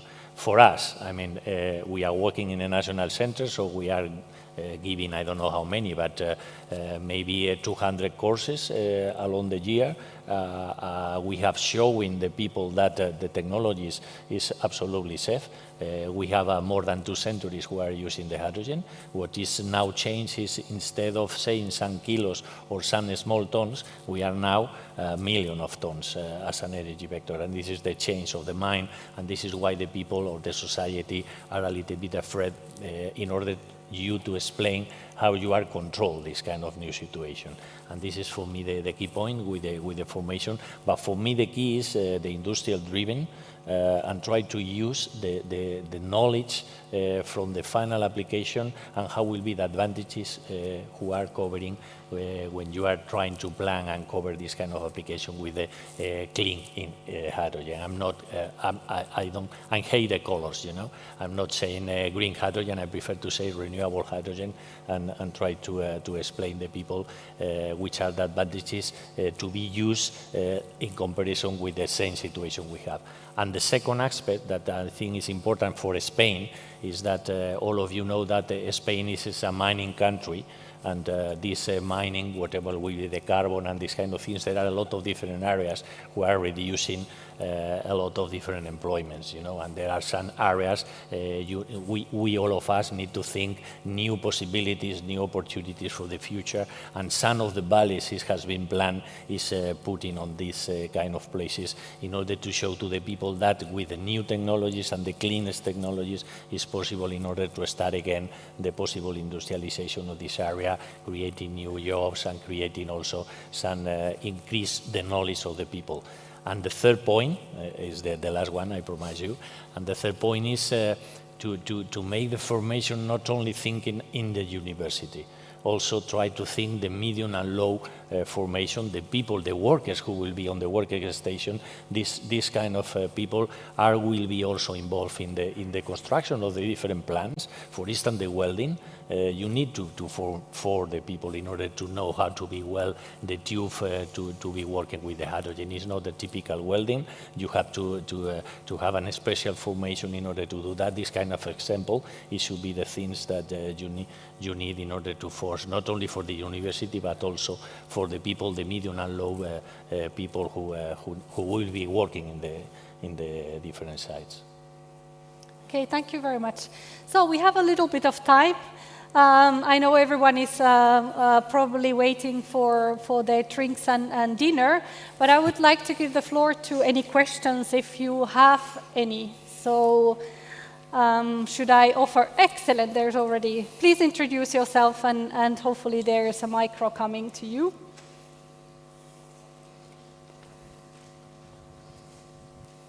All very interesting, very interesting activities what you're doing on. And I would like to ask, you know that we will soon have a new implementation working group on hydrogen, and you will most likely be invited to participate in the different schemes. So representing both, industry, research, and IPCAs will be there as well, and so on. I would like to not to paraphrase what Timo said on the previous panel discussion, but what SET Plan can do for you?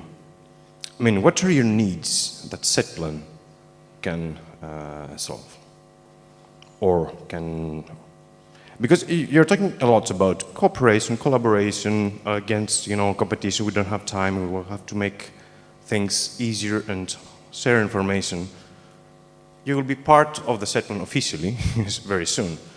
So I would be very interested to know different types of stakeholders, what kind of value do they see in the SET Plan? Thank you. Thank you very much. Should we go a tour?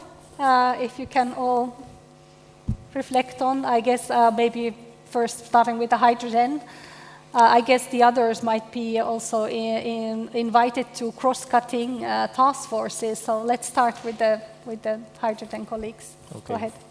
Okay, so yeah, for sure, for us, SET Plan is some kind of the roadmap, where we are going, and taking into consideration that we quite know, we know quite well where the hydrogen technologies could be implemented in the near future, not in 20 years.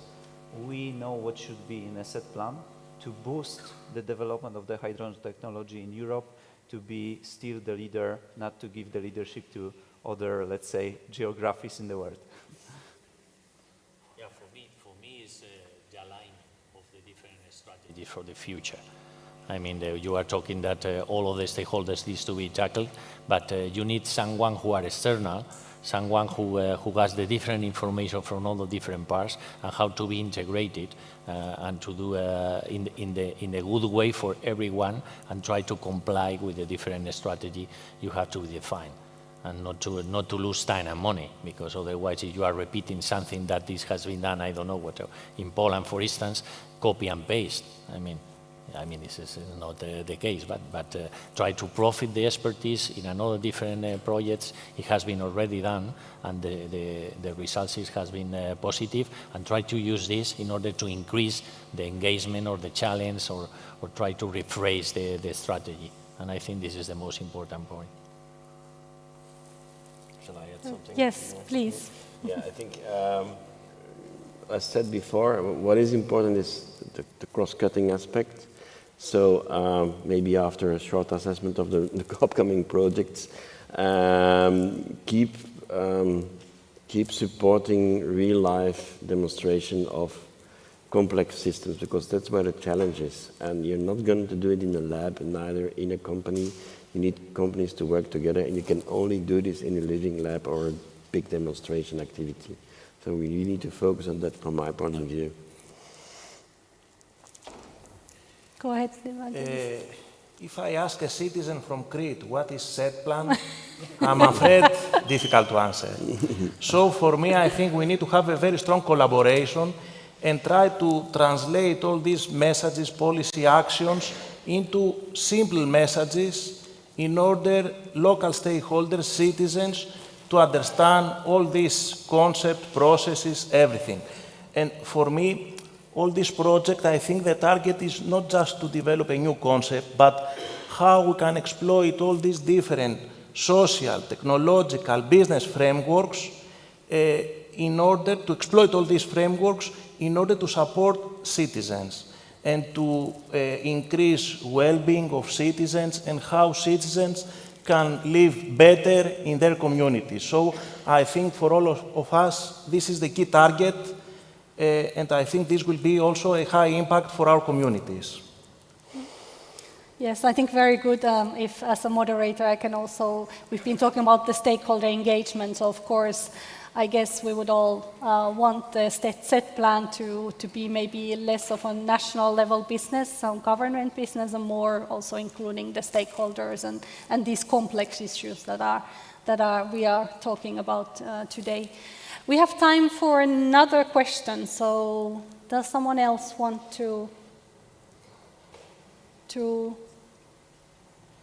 give it a go?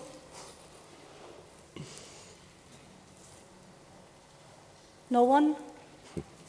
Oh, yes, there's one final question of the day. Hi, good evening. Nigel Taylor, European Commission Joint Research Centre. Just to ask the Energy Valley people, how are you taking into account kind of demand side management and energy efficiency? Is that part of your projects? Can you maybe comment on that? Yes, definitely. Well, there is energy. There is probably on energy demand. I mean, we're going to implement flexibility. We're going to implement storage, so we can actually play with the demand as well at the same moment. Efficiency is something definitely that we are not only targeting with the technology itself, but also with the overall energy management of the whole system. See that we optimize the efficiency of the system as a whole with, for instance, the digital twin that we are going to implement for the flagship valley in Alkmaar. So yeah, we do that. Also for Crete Valley, this is also an important part. We will also deliver data-driven services for consumers in order to be able to understand their energy use, how they can improve their energy, or ways to support energy efficiency. So, of course, this is also an important part in the full project and in the relevant technical developments in the project. The target is, again, at the end, the consumer to be able to understand their energy bills, to be able to control their energy use. Yeah, go ahead. Yeah, I mean, it's the same situation for the hydrogen projects. I mean, when you have to define how will be the size of your electrolyzer, if it's the system for producing the hydrogen, how many tons of hydrogen will be produced because I have this consumption. And of course, all of you know that as highest and the biggest electrolyzer is cheapest than the smaller one. But what to do with the amount of the hydrogen we are not the owner, it should be the worst, because you have to think how to store, where to store, how many. So it should be also a good consideration from the beginning in order to modelize and try to define at the end how will be the size and all the economics behind. Perfect. I think we are coming to an end of the session, so I will not try to summarize everything that was said. I think it's very exciting, the work on hydrogen and renewable energy valleys, complex, needs a lot of collaboration, considering many issues, both technological but also societal. So maybe that also summarizes quite well the way towards where SET Plan is going currently, trying to look into these different aspects together more broadly. So with this, big applause to our excellent speakers. Okay. Está bien, ¿no?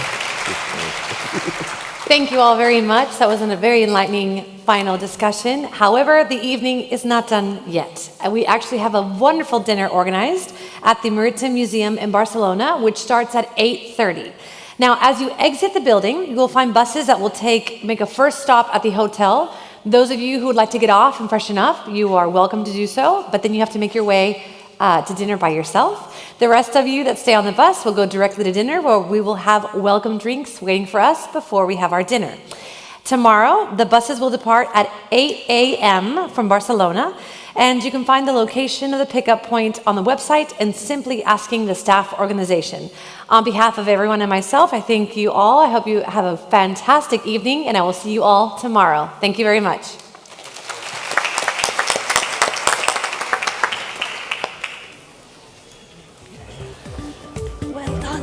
This way, take out my mic.